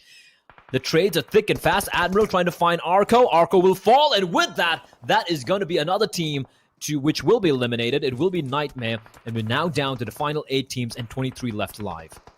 Yeah, Reaper, they were in a good position. But the only thing is, they were slowly being surrounded by lots of teams. And Nightmare falls. But Reaper, they have to be a little bit more careful as well, because Victor Gaming is right behind them and they have nothing to lose. They can go all out, they can try to eliminate those players, and Admiral just falls down. Sam, I believe he's got his teammate Exodia, who is currently inside the circle, which is good. And these teams, look at that, they know, right? They know there is player down there, and damage. Beautiful shot. Reaper, not looking good for the team. Uh-oh. He's doing a good job. He's doing a good job. He's just keeping them down. And it's going to be Mondo who's going to finish off damage. There's nothing damage can do out in the open. Sam creeping on in. Exodia needs to stay alive, but he does not have cover. And it is going to be which team? Of course, it is going to be PeaklySeven, I believe. No, it was Cage from 10 Shade who's going to finish off the player. and ReaperX will be eliminated. 8th place with 3 kills to the name. That's a few points to work with. Maybe not as much as they would have liked, because right now PeaklySeven still are in the running. They have 2 points and have 2 alive. Ashok from NepalEsports, 5 points for them. 10 Shade with 5 points, Firepower with 6 points, and some of the underdogs we've seen so far really stepping up here. But Sneak from PeaklySeven, he's got the knock. He's lining up the nade. He's cooking it. He's going to toss out in. No, he doesn't quite find his mark, but he's going to push in. Anyway, he's going to reposition himself, and that is a perfect angle from Sneak. And he's going to find another knock and a finish as well. And PeaklySeven, despite having only 2 players left alive, still dealing so much of damage. And Sneak, he's playing this one to perfection. Well, Sayal, I think he's going to be reviving his teammate, but Sneak, that was so sneaky move by him. Some other fight going on between Team Firepower and Team 10 Shade as well. They've been giving a lot more trouble to these teams around here in the southern side of the map. We have a player Scream still outside the play zone who will be bleeding out pretty soon. Mondo is all good. He's a little far away, but we know he's really low in set as well. He's trying to find that knock, and unfortunately he will be getting that kill as well. However, we have Team PeaklySeven still looking good, and 6 teams. Circle is getting smaller. 12 players alive in the battlefield, and the circle is going to force these teams again. And I believe it's not going to be a circle with a compound. It's going to be open circle. Off topic! Gets spotted out. Actually, the circle which finished him off, and Sneak's going to get a kill. He's going to get a kill, and every kill PeaklySeven gets, they're going to be just licking their chops. Going to be super happy. Show your backpack showing, buddy. And he will take a bit of cover for the time being. Circle is going to start moving on in about 30 seconds, so they have a bit of a respite, but just 30 seconds. 30 seconds for all these teams to decide how they're going to play this one. Scream out in the blue. He's got a couple of first aid kits to work with, but he has to make a move or else he is done for. I don't think he can make it, can he? It's looking pretty rough. This circle is going to be quite brutal indeed. Mondo playing a battle of heal as well. The blue is right in front of him, but he knows the moment he creeps on up, Hershey's going to be waiting to find him. Nade's going to sail on in, and Mondo is done for. From the distance, Riley will finish him off, and now Firepower getting eliminated in the 5th place with 6 points to their name, meaning it is down to the final 3 teams, because Scream, I don't think is going to make it. I think he was looking for some more first aid kit, but it's... Oh, he's got 5 of them? What? That's good. Okay. That's a good sign. But at the circle, he will not go towards the circle. It's not even worth it. So NepalEsports still looking good. PeaklySeven right up across that road. And it's going to be some open field, open play zone in the end. But there is some cover for Team NepalEsports as well. So PeaklySeven, well, they're happy. But the thing is, will they be able to get some kills again? That chicken dinner, that's going to matter a lot. Tensei is still alive in the game. NepalEsports taking some good control of this compound, giving hard time for PeaklySeven to enter the cycle. Oh man, that's unfortunate. PeaklySeven, they get 4 kills, but they will be eliminated in the 4th place. If they got a chicken dinner at top 2 placing, I think they would have had too much of a lead for anyone else to catch up with them. That is ReaperX or APES to make it. But they will fall 4th place with 4 points, 4 kills rather. And Scream, he's gonna have a merry old time, but Hershey spins around and takes him down, and 10 Shade will come out on top. They do sink their fangs into the chicken dinner here, as they will get 28 points in total with 13 kills, and of course jumping up to the top 8 spot. Not too shabby at all. Not too shabby at all from 10 Shade. That was amazing. But that was kind of surprising as well, because we didn't see Astra Academy with the chicken dinner, we didn't see APES with the chicken dinner, we didn't see PeaklySeven or Reaper, who was... These are the 4 teams who really required that chicken dinner, right? That point. But Tainted out of nowhere, boom. Forget about it, guys. We're going to take the chicken dinner home this time. And we even had NepalEsports really step it up here, which is really cool to watch. Let's take a look really quickly at the MVP of this matchup. I think it might be Hershey. There we go. 9 kills. 9 kills. That's a monstrous performance from Hershey with 1,100 points of damage. 1 assist and 242 points of healing done. And taking a look at the top 4 players, I am so sure we're going to see Sneak there somehow, because I think he dealt so much of damage for the side of PeaklySeven. There we go. He's in the 4th position. 3rd is Scream with 500 points of damage, and NAIKON flying with 5 kills, and of course Hershey there with over 1,000 points of damage and 9 kills. Truly a monstrous performance coming in from Hershey, getting, well, more than half of his team's total number of kills, right? That's crazy. Also, it wasn't just, stealing kills away, he was dealing that damage. Taking a quick look at the match summary as well, we can see a couple of cool stats as you who got the long distance kill and Zemo. It's Sanhok. You don't really find too much of long distance kills here. We have Falcon with 3 assists, and now we can quickly take a look at the match standings. And obviously, 10 Shade are going to be coming out on top here. And Clash, take me through this. Well, 10 Shade with a chicken dinner, 13 kills to the name, which is good. But those teams who really required it, like PeaklySeven, 13 points, not bad for them, but like Reaper or APES, they're not going to be happy with this team, with this game here. APES, simply, they got eliminated by PeaklySeven, but Astra Academy, that was way too bad. I believe they were the first team to be eliminated. No, that was Gozza, right? Gozza took battle to the boot camp with Astra Academy. They won the battle, got those 6 kills, but was not enough. Astra Academy, however, they're completely in the safe zone so far to be able to qualify for the next regional stage, which is good. And yeah, that was pretty much good for Team NepalEsports as well. They played well, they tried well, and these 16 points is going to help them to climb up in a little more for the prize pool. As we're talking about the finals here, the only 2 teams in the top of the leaderboard will be able to go to the next regional stage, and all the other teams will be fighting, for this prize pool. Let's take a look at the second half of the table, though, where we can see how many points these guys got, right? APES only with 2 points. We got ReaperX only with 4 points. And I feel like for ReaperX, I feel like they need to play a little bit more aggressively here. Let's take a look at the damage graph to kind of paint the picture of how this particular game played out. And there we have it, 1,789, of which over 1,000 points of damage was from 10 Shade, 13 kills, which is quite substantial indeed. Everyone else, a lot of teams on 6 and 5 kills. Right, a big fat 0 for KTM Rage. Unfortunately, Reaper only with 3, APES with only 1. Do you agree with me? And we can take a look at the overall standings as well. But do you agree with me that ReaperX probably have to start playing a little bit more aggressively right now? They can't just keep relying on playing it safe and playing for placement points. Because PeaklySeven, they have the second highest number of placement points. They know how to place late in the game. So the one thing ReaperX can do right now is at least go for some kills and try and kind of like take matters into their own hands, if that makes sense. Where they're like, you know what, screw the placement points, because sometimes the circle just won't favor you, right? Sometimes you won't have cover to work with. Rather they just take the fights which they have control over, and they work with that.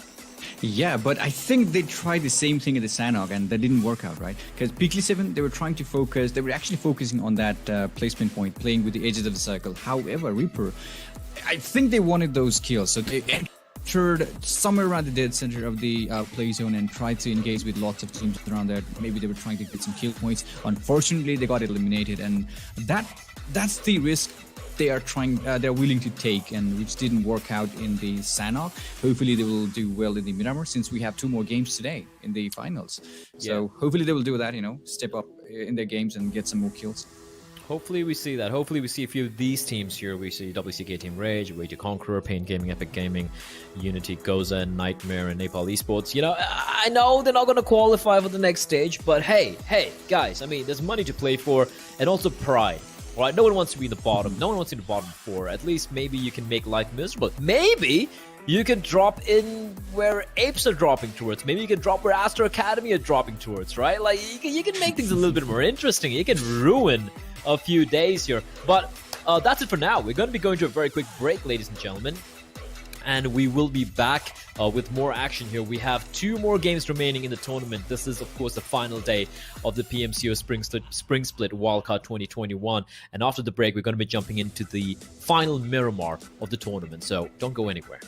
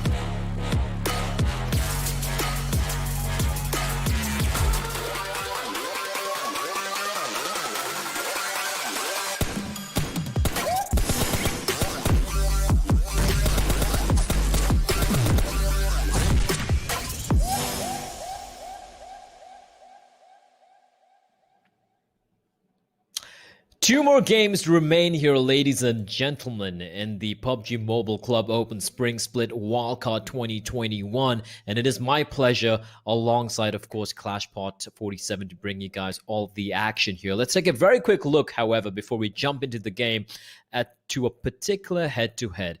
ReaperX versus APES Incorporated. Right now tied for the 3rd spot.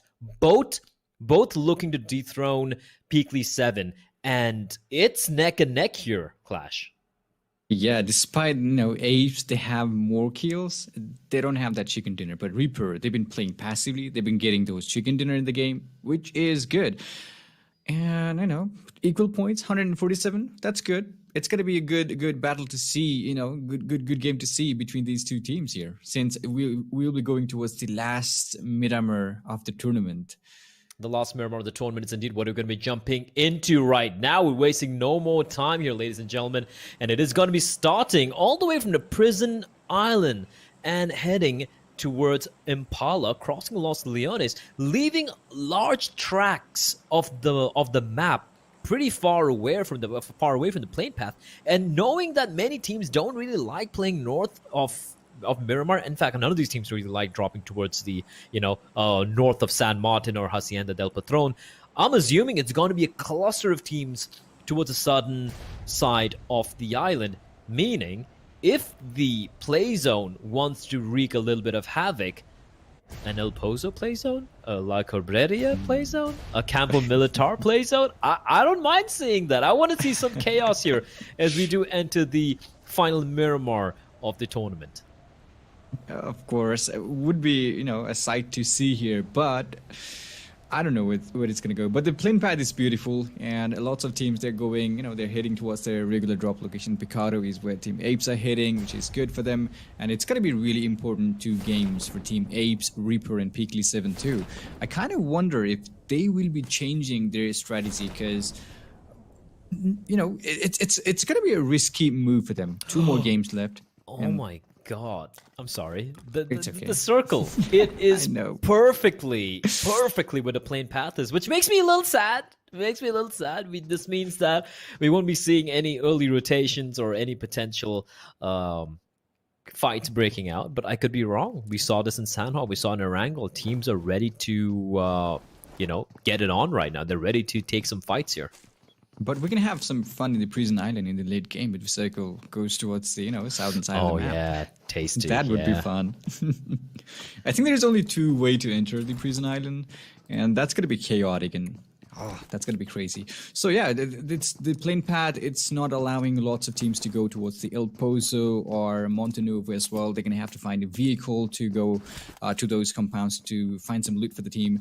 Meanwhile, as we're coming to the end of the games here, end of the tournament, 2 more games left. This is the last Miramar these teams will be playing here in the PMCO Wildcard 2021 Spring Split. So I really hope these teams, leave their game, leave their moment here, play some good games, enjoy the game itself. I just want to see those things from these teams. But also, there are 3 teams who is in that pressure. Come on, we cannot lose the game. We cannot lose our teammates just yet. We have to get that points. We have to get, we have to climb up in the leaderboard as well to be able to select it for the next regional stage. That's what they are thinking. And this is going to be interesting. This is indeed going to be very interesting. And Gozza have been bullied 2 games back-to-back. They've got nothing to lose. Are they going to take the fight here to 5-power? Vino is ready. Vino Zemo. Or is it Vinoximo? I still don't know. But I'm just going to call him Vino to make it easier for myself. We've been calling him Vino all this while. And I like Vino. I think Vino's a pretty cool name. Struggled. Lion. We saw what he did in the previous map. He pretty much took down Astra Academy all by his lonesome. So Promotes her. He's got to be a bit paranoid here. I don't know where other members of WTC are.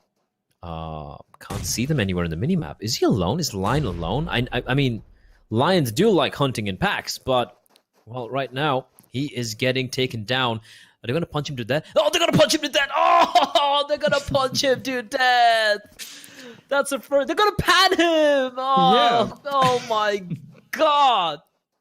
The disrespect. I love it. I love it. NepalEsports They have nothing to lose now, right? They don't care. At this point in time, they're just going for the kills, for the disrespect, for the BM. And WayToConqueror, well, Lion. Oh, man, my heart does go out to you. But, well, that's an unfortunate end. Of course, that was really unfortunate. Yeah. No, also, I feel like that could be the first time we've seen a Lion dying to a hand. But there we go. Actually, that's the third time, Lion has surprised us. He's done that before in the group stage, I guess. In the Sanhok, he was lying, if you remember, just behind that broken wall, surprising. I don't remember the other team, but he just surprised Astra Academy?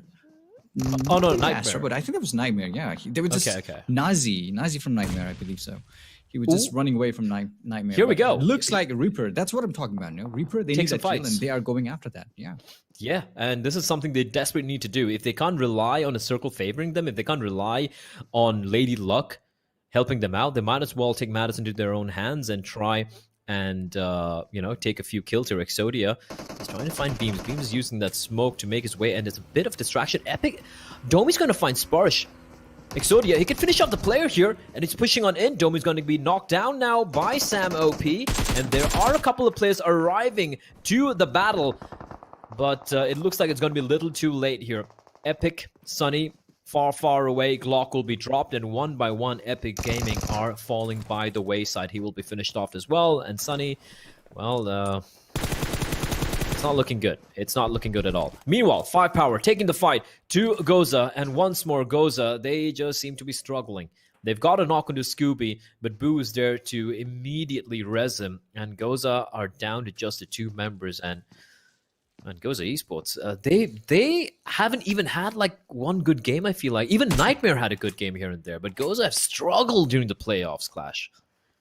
Of course they are, and it seems they know now, like, okay, we can't simply climb up to that top 2 position. We have to, let's enjoy. That's what they are doing here, and that's the reason we've seen them jumping on to their irregular, or they're not here, right? They're not from here, Los Leones. No, this is not their drop location. They used to go somewhere else, but now it seems like they went to the bootcamp with the Sanhok. They are here with the Los Leones as well. So I think they just want to try something new in the last day of the tournament here, which is fine.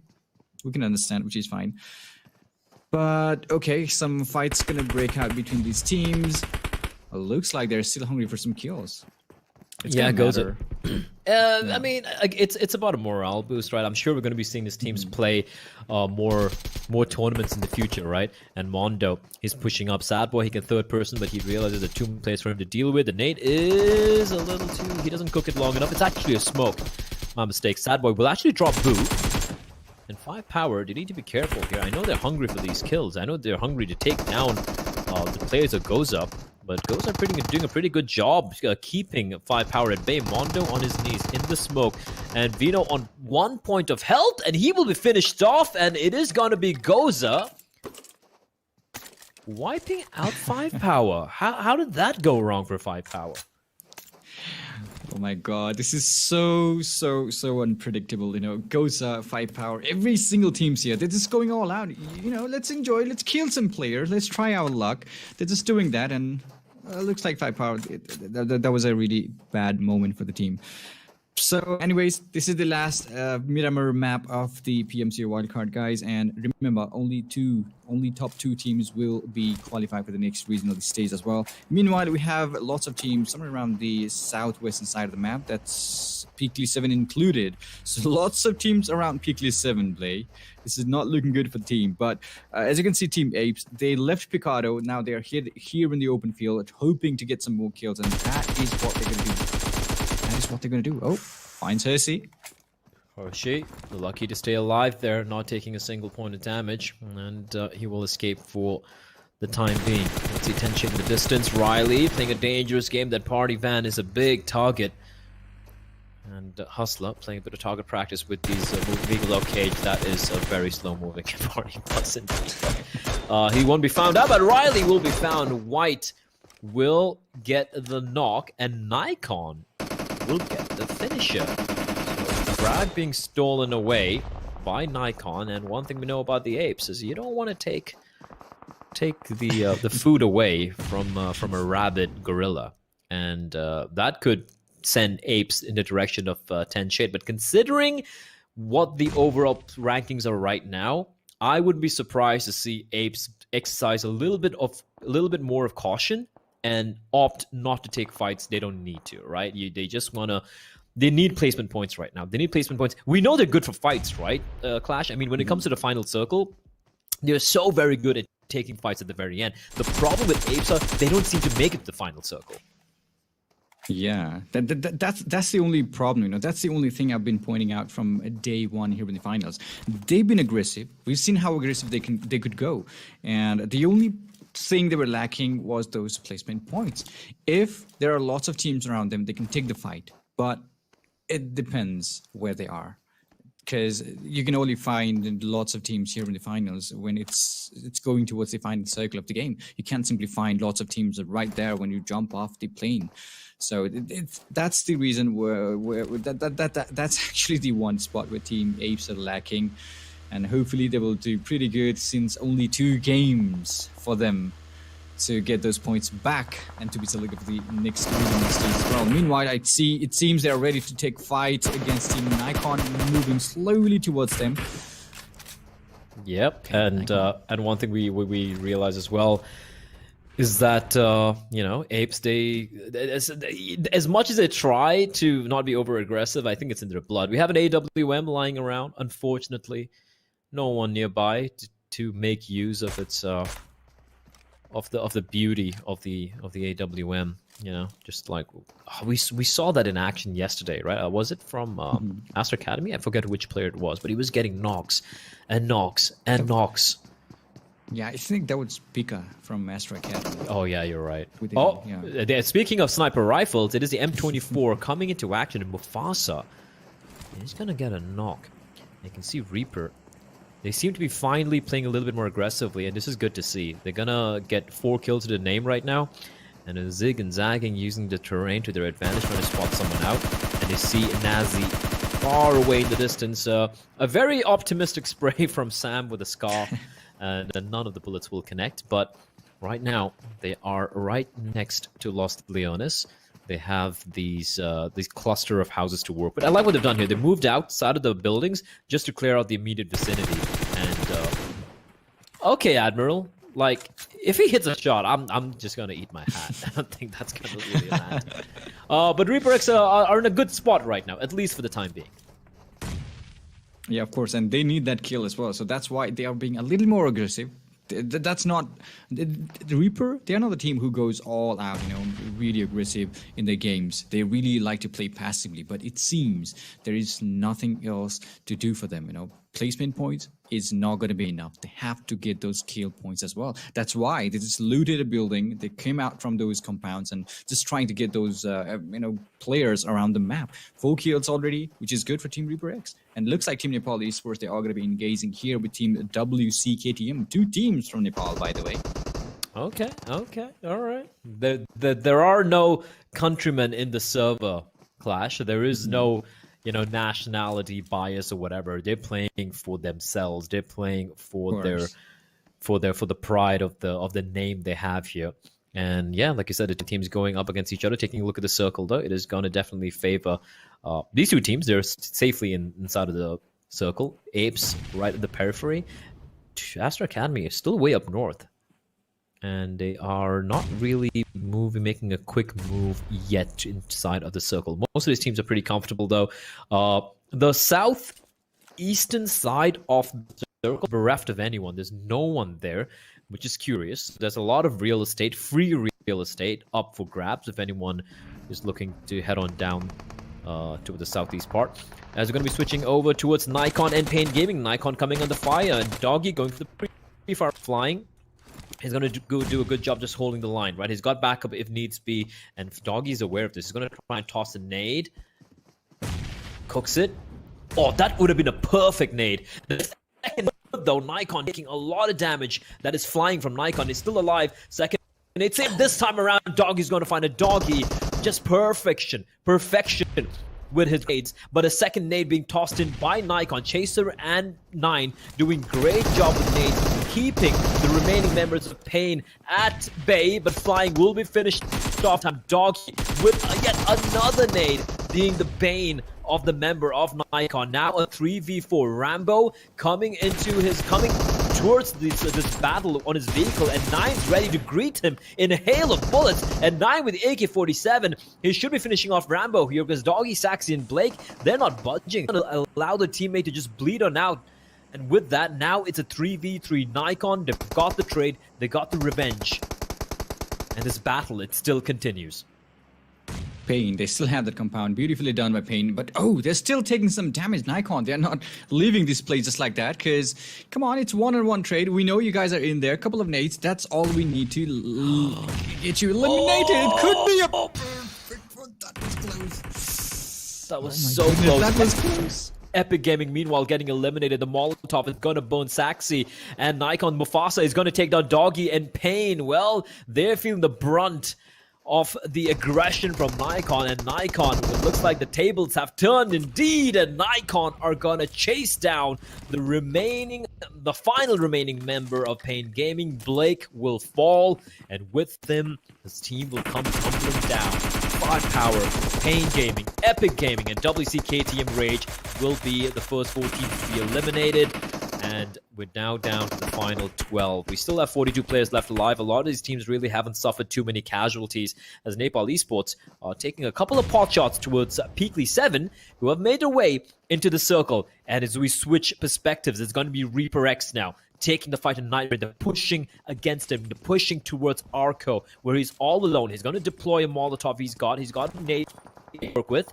But for how long can he stave off this push? WTC, in the meantime, getting knocked down, getting eliminated by, well, basically the circle. And Nightmare, no one to trade, no one to really get the trade here onto Arco. And Arco is going to try and finish off a player, which he will. The trade will take place, and it is going to be the finish from Exodia. However, a casualty for the side of ReaperX. Sam OP will be no more for the duration of this particular game. Yeah, looks like GozzaEsports has been eliminated as well. That was NAIKON who took another team out of the game here. But that was really amazing gameplay by Nightmare and ReaperX. You know, ReaperX, they knew there were players inside the building. They knew they had to push inside that building as well to get those kills. But unfortunately, they also lost one of their members. And if you take a closer look at the circle, you know, it's a very different circle play today. Because if you remember, everybody were heading towards the center of the circle in the previous games, right? But now, today here, they want to play with the edges of the circle. That periphery of the circle is what they are favoring right now, which is, oh, okay. Oh my god, that's PeaklySeven. Does he know Warzone? He doesn't know there is a player inside. This is so scary. In the meantime, though, this battle, this means that for Astra Academy, they don't really have much to lose, right? But if they can take down APES, it is going to be quite problematic indeed for the other Mongolian team. That is, of course, APES Incorporated. And right now, Astra Academy and APES Incorporated exchanging a couple of bullets and heading back to... Oh! How did he not say it? Bitterus had no idea! And PeaklySeven, well, at least a trade does take place. No! They've escaped. Nonstop, however, gets caught on out. And from afar, it's going to come down to Hypes to keep them at bay. Nonstop getting finished off here. I'm not sure what he was doing all by his own out of the building. Yeah, he was just inside the building nonstop, and Warzone stepped in that building. He was not moving. But as the moment passed by, you know, more players from Team Victory Gaming joined in that compound nonstop. He tried his best to get the player killed, but was not simply enough. And now, I don't think PeaklySeven are going to go downhill towards that compound to take those kills. Because you know the pressure, right? You cannot mess up with one single game. You cannot do that. APES still looking good. I think they're going to pick a fight with Team Astra Academy right here. And look at that. This is the change we've seen from APES. They are the team who never played with the circle. They are the team who like to play with the center of the circle. But now they are playing with the edges of the circle. Like you said, we used to see these kind of things in maybe a year ago, right? Those circle games, edges of the circle games. But now it seems they know that they should be alive in the game, getting those placement points. It's killing point is definitely not going to be enough for them to qualify for the next regional stage. So Indeed. yeah, that's yeah. And Reaper still, I think they're still hungry for some kills. NAIKON, they've already eliminated 2 teams, I believe so. Gozza were eliminated by NAIKON as well, Pain Gaming as well. So Reaper, they are hungry for some kills, and they know there are players inside the building. But are they willing to take the fight? I don't think so.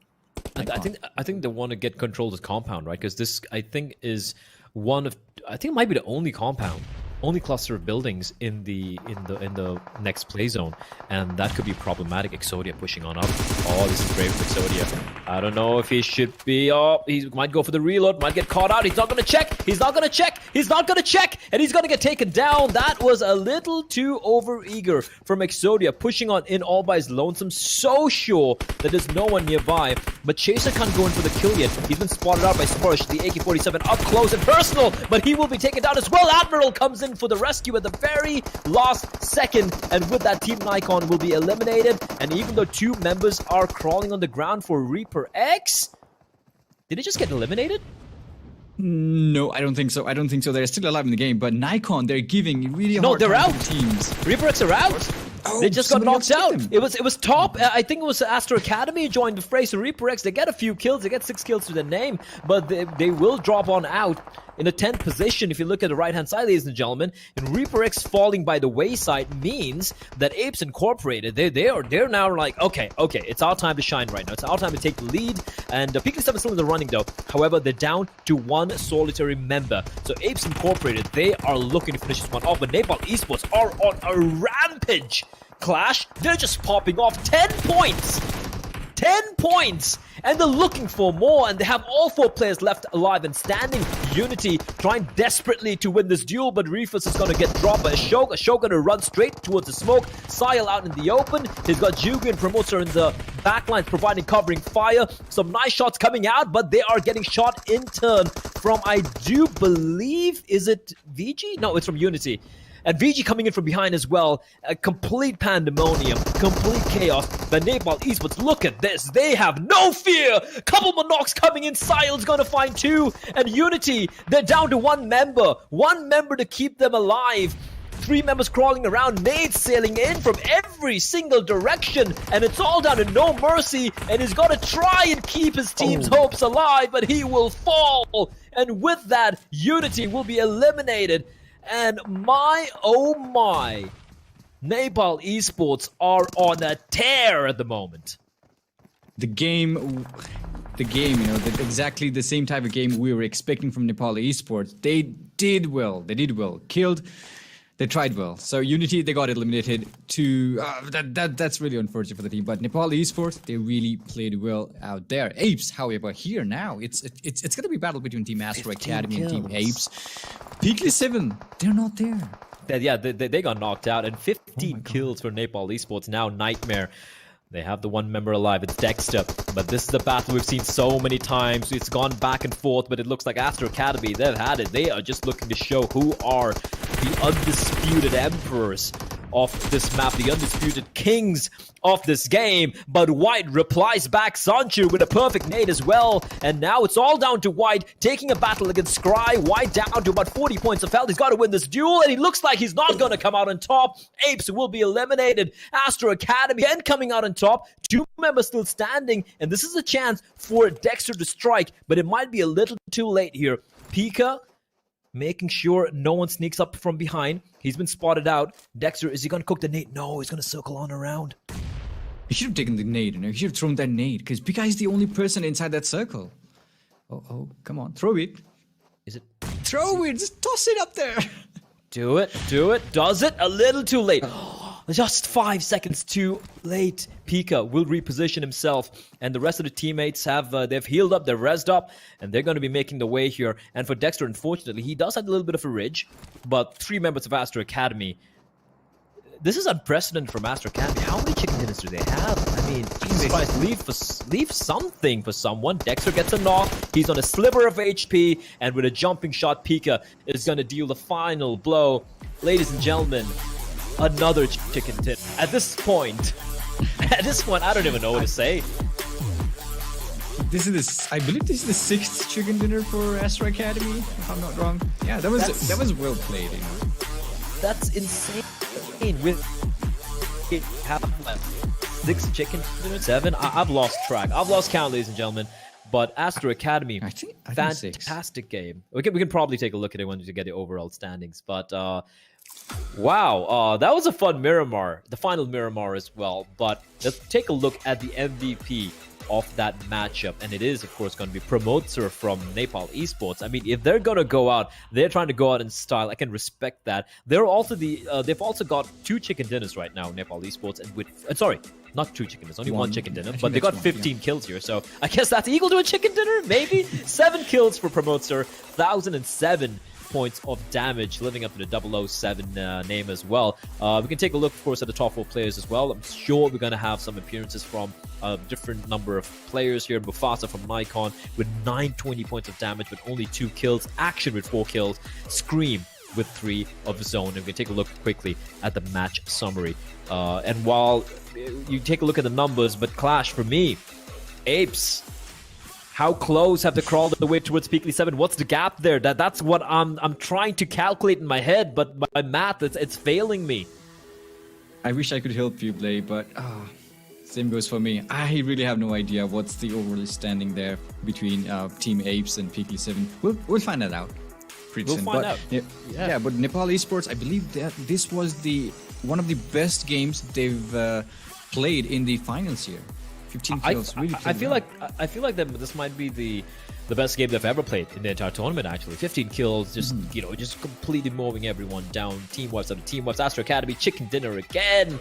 Man, they're just unstoppable at this point. 25 points. NepalEsports in 23. APES, just in third on 13 points. That's still not enough to take the crown over PeaklySeven.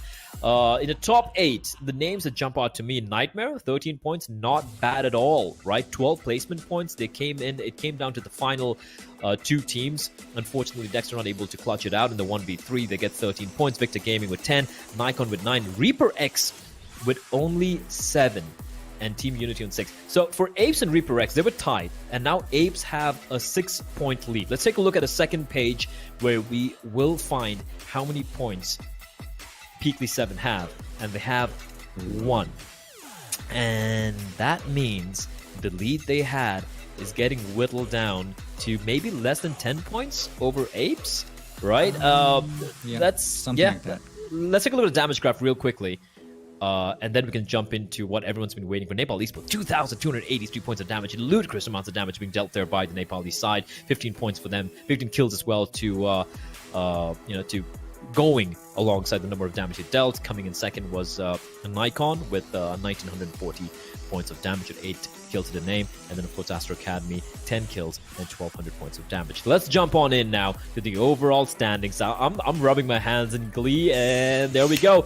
17 points. Okay, 17 points between PeaklySeven and APES Incorporated. Astra Academy, there's no touching them. Like, no one, like, they can literally sit out this game. They don't have to do anything, and they've qualified.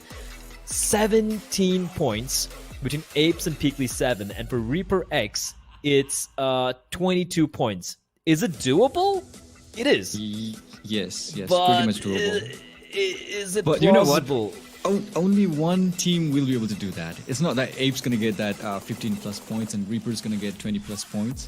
Only one team will be able to do that if PeaklySeven falls way too early from the game.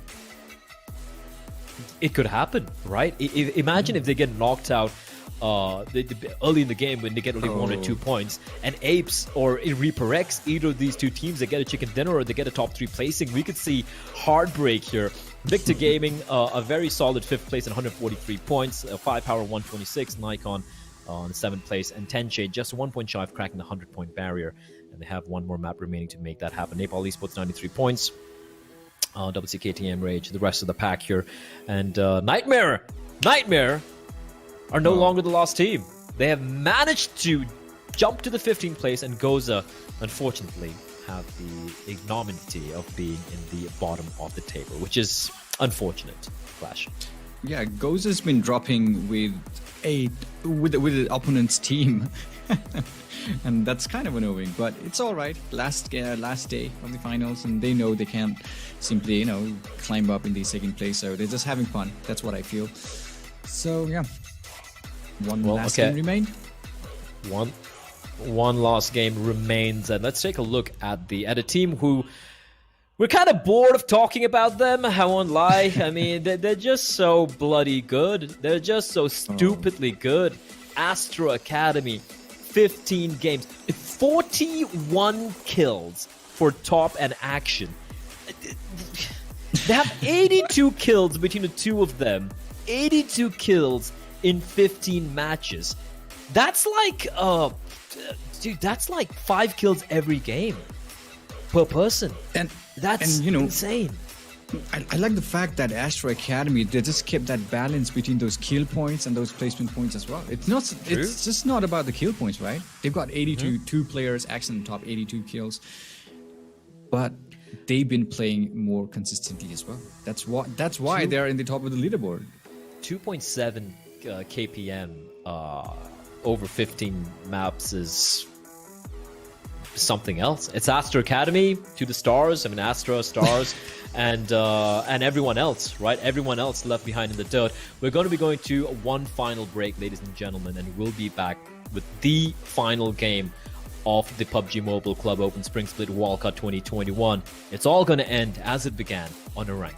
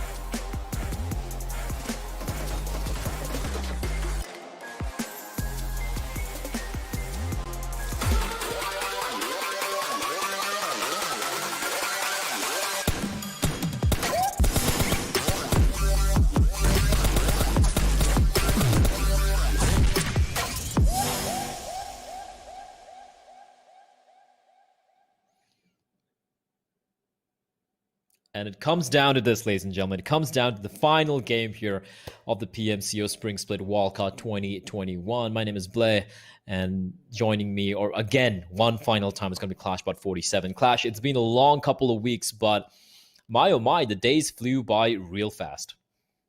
Of course. It feels like we just started yesterday, but we've been through those, games in the group stages. Finals is over. One last game. Oh my God. One last game, one last chance for a few of these teams, but let's take a look at a very quick head-to-head between two teams who have been battling it out for that second spot from the first day here of the playoffs. It's PeaklySeven and APES Incorporated. Both these teams have just one chicken dinner apiece. APES have more number of kills, but PeaklySeven, they are consistency personified, and because of their consistent placements, not chicken dinners necessarily, but top threes, top fours, every single time, Clash, they've managed to get this 17-point lead over APES heading into the final game of the tournament. Yeah, and these are the two teams, who haven't changed a bit since day one. PeaklySeven, they played passive, they're still playing passively, which is good. And APES, they were aggressive, they're still aggressive, which is good for them. But now comes to the final game of the tournament here in PMCO Wildcard. I wonder if they're going to do the same thing that they've been doing, or are they going to change something? Because, They did switch it up, right, on Miramar. They were playing the edge of the circle a little bit more, trying to be a little different in their approach compared to everything else. But ladies and gentlemen, we're not going to be wasting more time here. We're going to be jumping straight into the game. The final game coming up here of the PMCO Spring Split Wildcard 2021. It's going to be an Erangel. It ends the way it started. And starting all the way from the military base, heading straight up north, cutting through Pochinki School, Rozhok. It's going to be ending towards Severny. Everything on the line for a couple of these teams, and for a number of them, they have nothing to lose. Chaos, bloodshed, pandemonium. These are a few of the things we will be witnessing in the server here today. Of course, and one last time, here we go, Erangel. It's time to say goodbye to Erangel after this one. So anyways, Noble Ripner is where Team Astra Academy is hitting, which is good for them, and they're all good, nothing to worry about. But the teams like ReaperX and APES, they have to find a way to eliminate Team PeaklySeven way too early from the game if they want to qualify for the in that top 2 position there, because PeaklySeven, if they manage to leave a little longer in the game, and that's gonna give a lot more trouble to Team APES and ReaperX. No matter how hard they try, if PeaklySeven stays alive in the game for the late game action, it's over. Well, it's completely over for the teams like APES and ReaperX. I gotta say though, despite the fact that a majority of the teams playing in the wildcard are Mongolian teams, some of these Mongolian teams are really solid, like PeaklySeven, Astra Academy, of course APES as well, but can't count out ReaperX, the only non-Mongolian team, an Indian-Australian mix who I hadn't heard of earlier, will be they're contesting for that second spot. Sunny. It's not so sunny anymore. A shotgun blast to the base of the skull to finish him off. And unfortunately, the skies have darkened. It's cloudy for the side of Epic Gaming. And Epic Gaming, they have struggled so much. And this time around, they decide to take the fight to APES. They enter their hometown. And unfortunately, if you want to take a fight to APES, you better be ready. You better be ready to win these duels. And you can see White nearby as well. Hustler taking the fight. He's going to find another knock. And Epic Gaming, they are just getting knocked down like 10 pins. But instead of a bowling ball, it's a cannonball in the form of APES. 3 players down. And with that, Epic Gaming will be eliminated in just about 2 minutes. And they will bid us farewell. The final game of the tournament for them. And unfortunately, they meet a very early end at the hands of these primates. Yeah, however, APES going to be happy with those 3 kills, right? Because they need those kills, and they just started. It looks like they're just warmed up for what's coming up in the Erangel here, in the last game. 3 kills, not bad for them, so wish them a very best of luck to the teams. And it looks like here again, are they here? No, they're not. This is Pain versus Unity down here in the compound, trying to get some knocks to each other. Simply couldn't find those knocks. Way down below. Is Doggy alone here? Oh, he's alone. It's gonna be 1v4. Nope. No, he gets nothing done there. That's unfortunate. Doggy will be taken down early on. Unity. Oh, they're gonna punch him to death as well. I love it. I love it. A little bit of fist action. A little bit of fisting coming in there as that Rambo pushing on in, trying to get the trade. He's dealt a lot of damage to multiple players for Unity on a sliver of health, so they're going to have to try and take a breather and heal themselves. V behind the rock, Reefus inside of the house. He's got no mercy to cover him. You can see Blake to go for a long flank here. The nade is perfect. Reefus will drop Rambo, falling as well at the same time. Now V and No Mercy have to try and do something. V pushing on up to res Reefus, but another well-placed nade could be a problem. Blake sneaking in from behind. Both the reses will take place. No kills yet. The second nade is good. Blake down to half HP, and he will be caught out by No Mercy. As Saxy pushing up towards No Mercy, trying to get the trade. No Mercy desperately trying to win this duel. He won't, but doesn't matter because his teammates nearby to go for the trade. It's a 1v1. It's a 1v1. Rambo facing off against Easy Win. And Rambo, he's just trying to rack up the kills here. He's going to find one. He's going to go for the res. That's the right play from him. Meanwhile, V will be on his feet as well. And we will be seeing another 2v2. Both the teams suffering a casualty apiece. And we still have no idea which way this one's going to go. It's like a reset, you know. But, you know, Team Pain, they just lost a player way too early. And that the backup was, I think...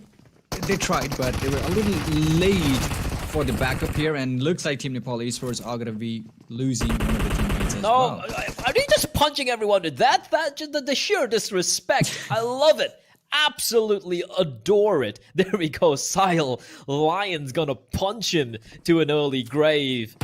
It's a knockout blow. What I think Lion was the one who was punched, right, in the Miramar by NepalEsports in that sack, if you remember.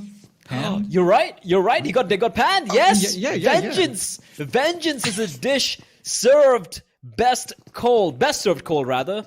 And well, you love to see it. You love to see the small little storylines breaking out, despite the fact that none of these teams will be qualifying for the next stage. You love to see, you know, a bit of a vendetta, a bit of some interesting storylines being built here. Reefus getting a knock. This battle's not quite done yet. It's an elongated fight between Unity and Pain. Rambo will fall. This time around, he's not going to get on up. He's going to be finished off. Saxy spraying through the smoke. The timing could be everything, but Unity, 2 members down. And Pain, well, it looks like they're going to come out on top here. They deliver the Pain. And with that, Unity, after a very elongated battle, will fall. And that is going to be the second team to be eliminated from the server. And now NAIKON joins them as well. 0 kills for them. And WTC and NepalEsports is still going at it. Early knocks, early fights taking place in the final game of the tournament. Yeah, that's really crazy, you know, being the last game of the tournament here. Every teams, they're just going all out, because whoever's down there in the second half of the leaderboard, it's not going to matter to them a lot. But Reaper, oh my goodness, they're going to lose Admiral. Oh, punch again? Nope. Admiral will fall very early, and that's not something you want, right? Like, you're battling for the second spot. You want to keep as many members alive as possible till the very end game. Because even though we know most of these teams can't clutch it out, even in a mana disadvantage, even if they have like 3 or 2 players left alive, why do you want to play the odds, right? Why do you want to play the odds? So we do have a bit of a skirmish breaking out here towards Milta Power, or at the Milta Warehouse. And it is Promoter and Jugu. They're outside. They can make a leap for it, but instead they're going to play the rooftop. They know they can hear WTC running around like rabid wolves right beneath them, a couple of floors below. Smokes have been deployed to obscure any vision. But it's a battle of patience, a battle of attrition. I'm still looking for the third player for NepalEsports. I can't... Oh, he's there. He's right outside of the circle. And he's... That's a choke. He's going to make a run for it. How many nades does Big Little Tony have? Because he's deployed pretty much an artillery barrage all by his lonesome. And he's yet to find a single knock. Forget a knock. He's yet to even deal a bit of damage here with the nades.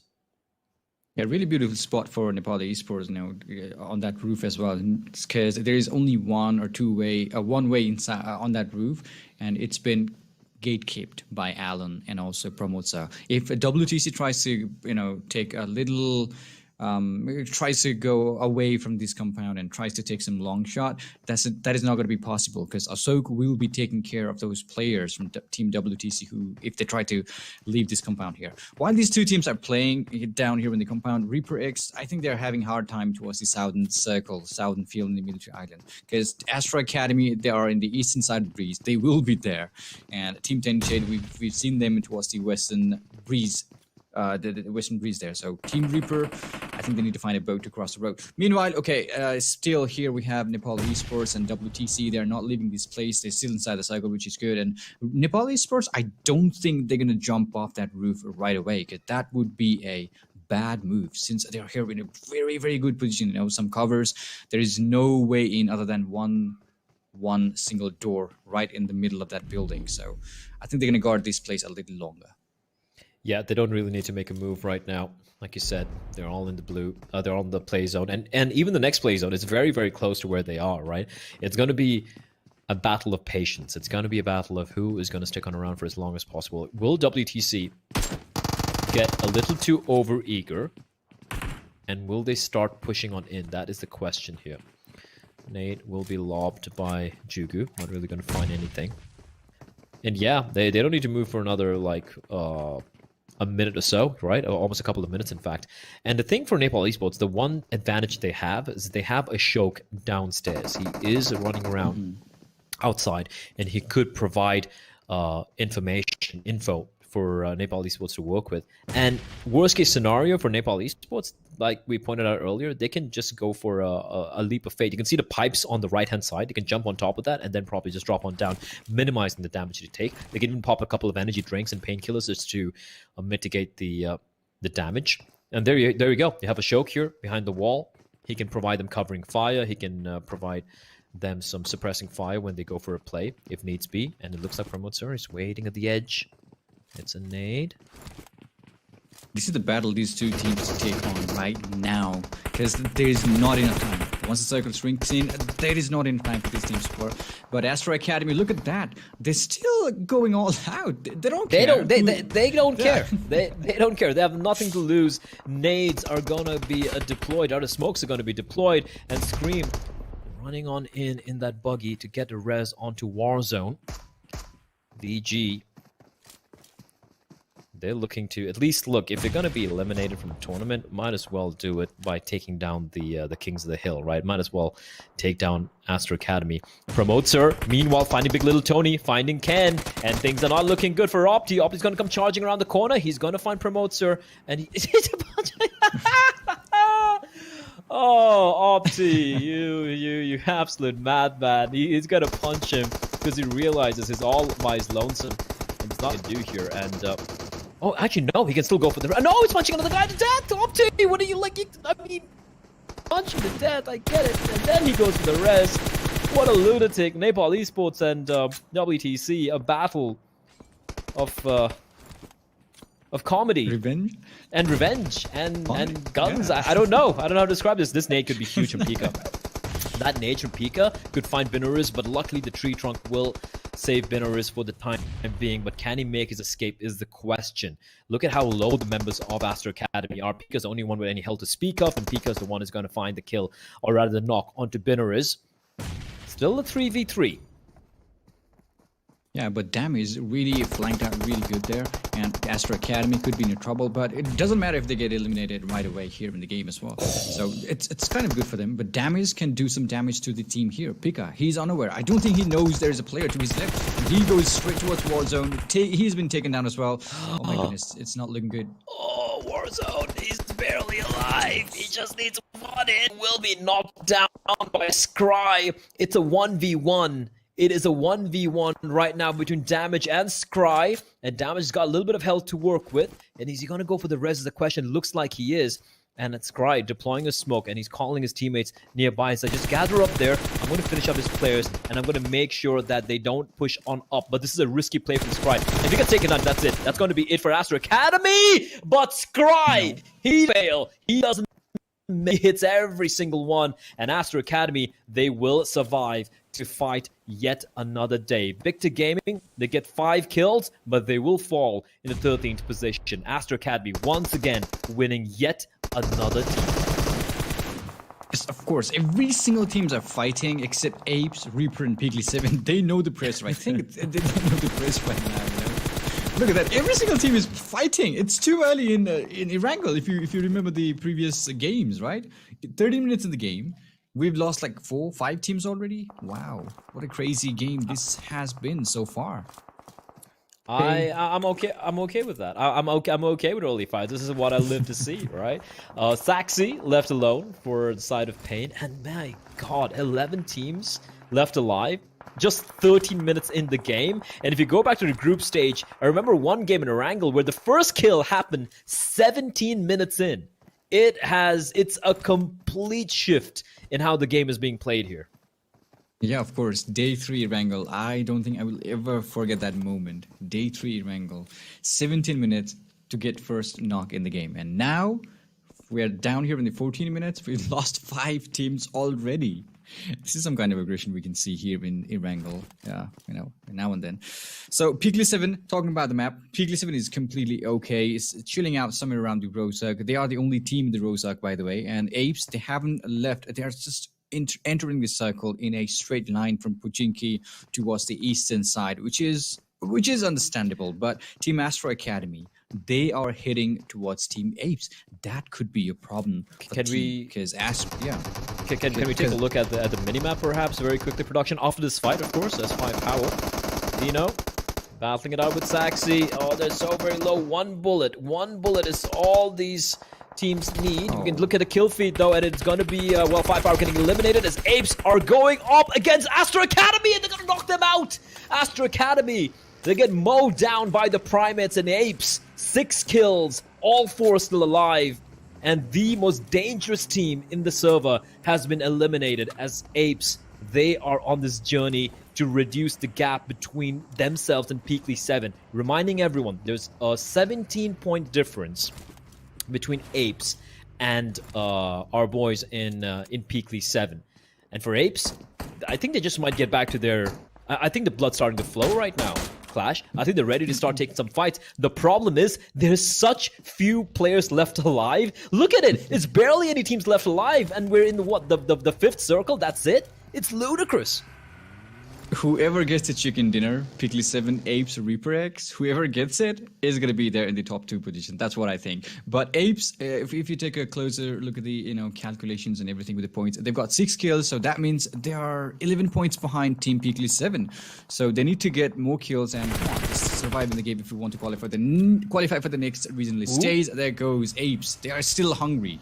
They are still. They need them. They need these kills, and they are aware of it. And they're playing. They're playing the game that they're used to. They're playing the sort of PUBG Mobile which they're comfortable with. White going on a very dangerous reconnaissance mission, and look at them just pushing on in, reducing the distance between themselves and Nightmare. And for Nightmare, if there was ever a walking nightmare, it is of course APES running on in. That nade from Arco, it's going to be a little too shy.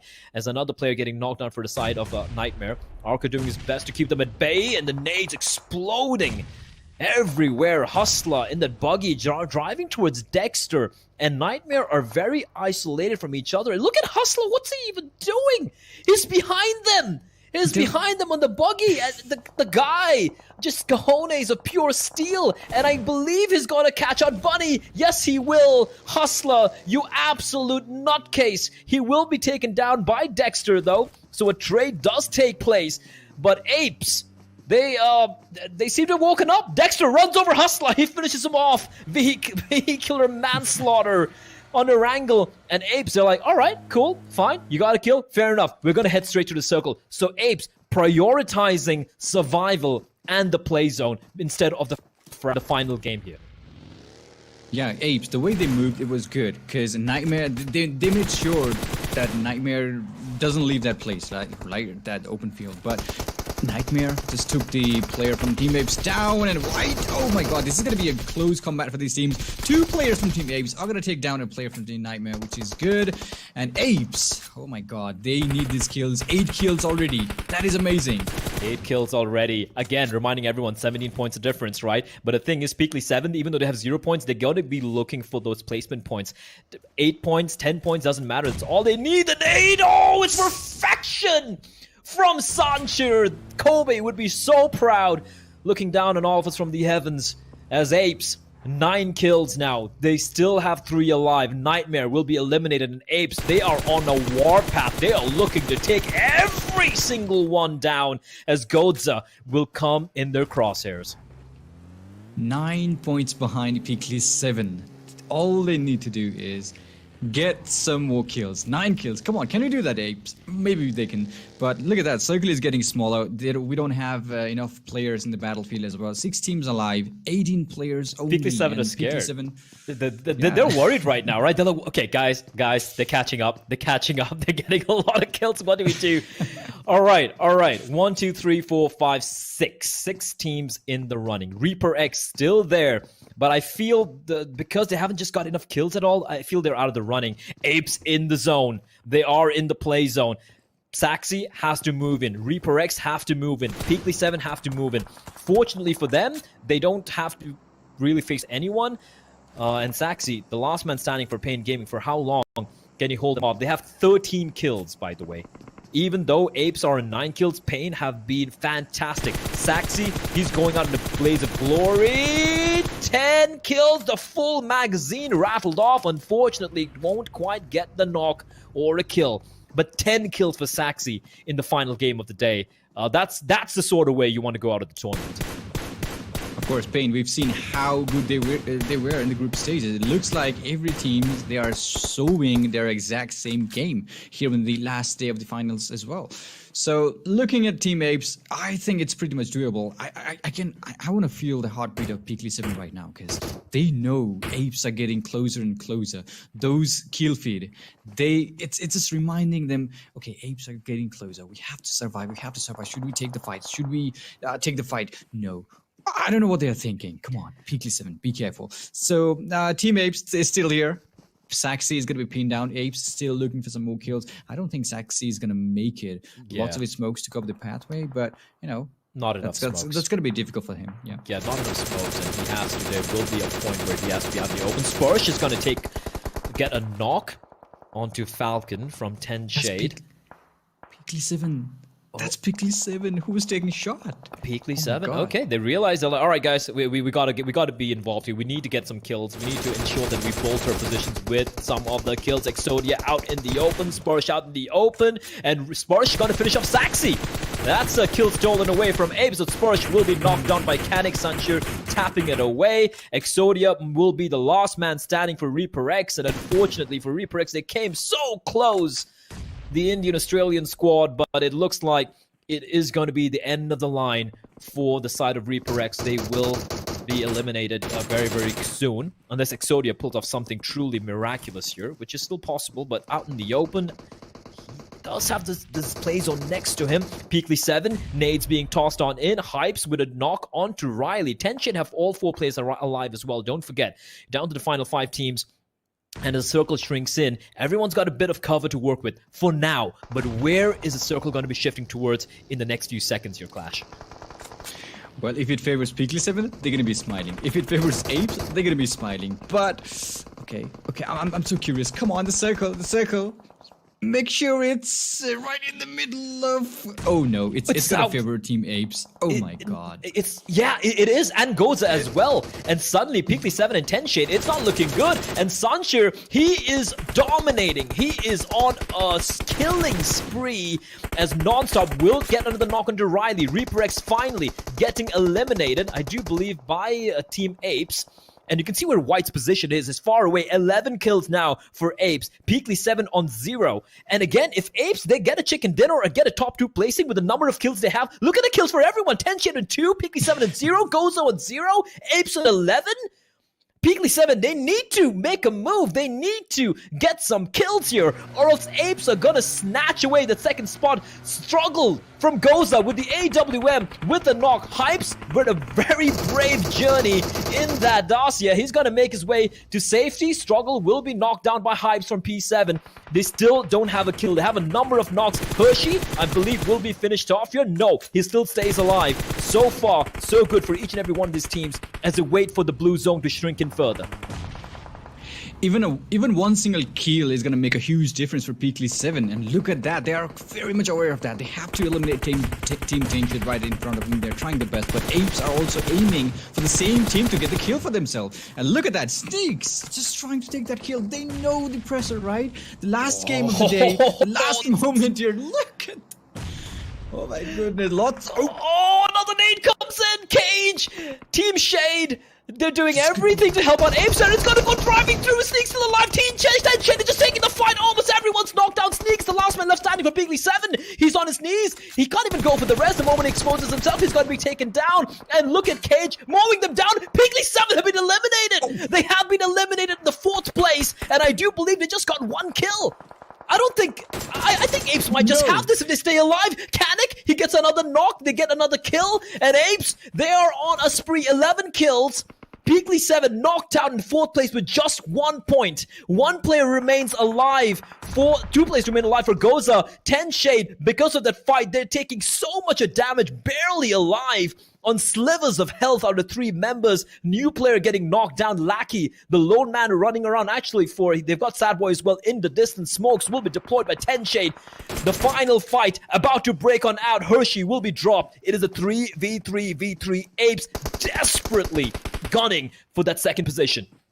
And they're also aiming for some more kills, which is good. And Apes, and now that PeaklySeven has been eliminated, look at that. They're not ready to go all out. They know they have to get the chicken dinner. They're trying the best from really far away here. Falcon goes out with the play zone. Gozza is going to be I think they're going to be the 2nd team to be fighting with Apes. And Apes, however, they have the compound. I'm sorry, they had the play zone, but not now. They have vehicle. Come on, go inside the circle as quickly as you can. Do you think they're gonna make it? I don't know. This is so hard to call. Riley's still alive for 10 Shade and Gozza, like you said, right? Even though they're having to take a face off against the Apes, and yes, they've had a terrible day in the server today, but this is a golden opportunity. White, he's gonna use the crest of the hill to find some safety. They're going in 1 by 1. They're not traveling in a pack, trying to spread the fire, and they've got the road for some cover. They got a little bit of some ground to work with, and they are on the periphery of the play zone. Riley behind in the midst of the smoke, not showing himself. New player, Lackey and Sad Boy spread apart, spread thin. So are White and the rest of his teammates. Riley lining up the shot. He's not taking it because he knows the last man standing. He's going to creep on up, trigger discipline, but White is taking a bit of damage from new player now. Circle shrinking in. And Apes, Sancho, I believe, is still outside of the play zone, so he's got to push on up. And for White, that drop is gonna save his life, at least for the time being. He's got some cover to work with here, Clash. I love the way they're really spread out in the map. Look at that. Even if one player gets knocked out, there's still their teammates who will be taking, will be trying to get that chicken dinner for the team, which is good for Team Apes. And looks like Gozza and Team Tainted, they are going to give some trouble to Team Apes. Look at that. Riley slowly sneaking towards White from Team Apes. If he finds White, that's going to be 2 players alive for Team Apes. And Gozza, they're all spread out in the map. Look how patient they really are. Everybody crawling in. There we go. That is something. I think I just jinxed, but Riley, he found the kill there. Sancho, oh, this is a dangerous game. It's such a dangerous game. He gets into the smoke with the vehicle. 10 Shade will be finished off, though. The moment Riley showed his hand, he was going to be clapped, and he was clapped hard. And now the 3v2. Ladies and gentlemen, everything on the line. My math has failed me, so I don't know if a 2nd position is enough to get the 2nd place, right? Someone better is probably with a notebook out making the calculations. I'm not going to even bother. All I know is that 2nd spot available. It's still up in the air between PeaklySeven and Apes. And Apes, they need these 3 kills. It's Kanik and Sancho. We know how incredible Apes have been when it comes to these sort of final circle fights. But for one final time, do they have in them a bit of a lull in the action? I think is, it's going to be Team Gozza who will be deciding fates of Team Ape. It looks like, because Team Apes, they need their chicken dinner. 2nd place is not going to be enough. That's what we know. But do we know it's 2v3. Do we know, though? Do we know if it's not going to be enough? Yeah, I think so. I think you're right. I think you're right. But, ladies and gentlemen, take a deep breath. Take a deep breath. Because in 13 seconds, the circle is going to move on in. And we're going to be seeing the end of the PMCO Spring Split Wildcard 2021. Kanik Sancho versus Sad Boy, Lackey, and new player Gozza. Do they have what it takes to keep the Apes at bay? Do they have what it takes to somehow steal away this chicken dinner from the Apes and ensure they don't qualify to the next regional stage. It's going to be heartbreak for at least a couple of these teams. Nate sails on in, does a bit of damage, circle shrinking in further. Kanik readying that nade, ready to lob it. Sad Boy in the meantime slowly creeping in from the left-hand side. The nade from Kanik is perfection. He's gonna find new player. Sad Boy yet to show himself. Lackey all the way behind. No one going in for the res. Nerves afraid. Everyone really tense. Yeah, really love the way Sad Boy is sneaking, really flanking, going closer to a Sanchir. If he finds Sanchir's fit, or why there am we I go. just There we go. There we go. Sanchir's been knocked, and they're going in for the finisher. Sad Boy trying to spray through the smoke, trying to find Kanik. New players pushing on in, just trying to ensure that they're able to get it. But Kanik, he's now in a 1v1. Kanik left alone. He's going to go for the reload. Information being conveyed, and Kanik is going to win it. Yes, he will. Yes, he will. Apes, they pull it off. They get the chicken dinner. They needed the skills. They needed the chicken dinner, and they pull it off. And ladies and gentlemen, I don't know how they've done it, but they've qualified. 30 points in total, and the Apes have done it somehow. Oh my God, Clash! What a game! The game everybody was expecting from Team Apes. Finally, the last game, amazingly executed. Amazing. Oh my God, that was so close. Kanik, the 1v2 clutch, like I don't know what to say. That was that was a hell of an ending. You couldn't even script a better ending, right? You can't make this up. That was an incredible ending. And ladies and gentlemen, let's quickly run through the stats, right? The MVP of the game. Give it to Kanik. Come on, it has to be Kanik, right? MVP Kanik? No, it's Sexy from Pain. Can't take it away. 10 kills are 10 kills. You can't take it away from him. So he will be the MVP. 10 kills for the man, 1,000 points of damage. And we can take a very quick look at the top 4 players in the server as well. And that is, of course, going to be Sanchir, Kanik there. 6 kills, but for me, it wasn't the kills. It's the fact that he clutched out that 1v2 at the end. Clash. Incredible game from Apes. At the very end, it came down to the final duel, the final clutch, the final second of the tournament to ensure they qualify. Heartbreak for PeaklySeven, though. We take a very quick look as well at the match summary to see how it has played out. And there we go. Highest damage, Pain Saxy, 277 meter kill coming in from Arco. I think I've lost my voice here. New player from Gozza with the long distance travel. Sancho with the most number of assists. And ladies and gentlemen, let's take a look at the match standings. Apes getting their second chicken dinner off the playoffs with 15 kills, 15 placement points, perfectly balanced. Pain Gaming with 13 kills but only 4 placement points, and PeaklySeven with 9. Oh, that's heartbreak. That's really close. So close for PeaklySeven, but they needed more kills. ReaperX, they needed more kills, but at the end, when it mattered the most, both PeaklySeven and ReaperX, they played too safe, Clash. And Apes, they just went absolutely ape. I want to say ape shit. I'm just going to say it. I don't care. I don't care to fire me for that. They went ape shit. They went ham, and they went in hard. It was a kind of do-or-die situation for Team Apes, and they just pulled it off. That was simply amazing. Simply amazing. This is the type of game we were expecting from Team Apes, and it looks like in the last game they just played it. They just did it in style. Astra Academy, they don't care. They're qualified as well. Then we head to the second page of the match rankings here. Nightmare coming in the 9th place. We have WayToConqueror, NepalEsports, a bit of a whimper at the end. Unity, 5-powered WC, KTM Rage, and NAIKON coming to 15th position. Unfortunate end for them. And Epic Gaming really struggling till the very end of the tournament. Ladies and gentlemen, take a look at the damage graph as well. And I do believe it's going to be Apes right on top, back where they belong, on top of the damage graph. 2,470 points of damage, 15 kills. Pain Gaming, though, 1,700 points of damage and 13 kills, of which 10 of those kills and 1,000 of those points was one man and one man only, which is something you don't see that often, Clash. But drum roll, ladies and gentlemen, let me present to you the. I'm sorry, go on, Flash. Anything to add? There was a moment, when I thought Gozza was going to turn everything around, because that was close, right? If Kanik had been eliminated by Gozza, that would have been completely different. The PeaklySeven, they would have been smiling here, but no, denied.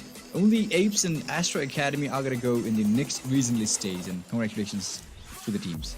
Let's take a look, though, officially at the overall standings at the very end here, ladies and gentlemen. And it is going to be, drum roll, Astra Academy, 264 points, Apes 190, PeaklySeven 186. Oh, can you hear that? Can you hear? Because I heard that.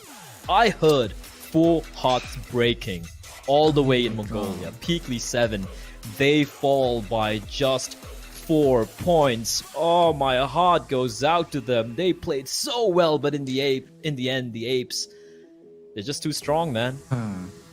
Yep, Apes and Astra, they were in the top 2 position in the group stage. Now here in the finals as well. Congratulations to the teams, and 4 points. Come on, PeaklySeven. Don't feel bad though. 4 points.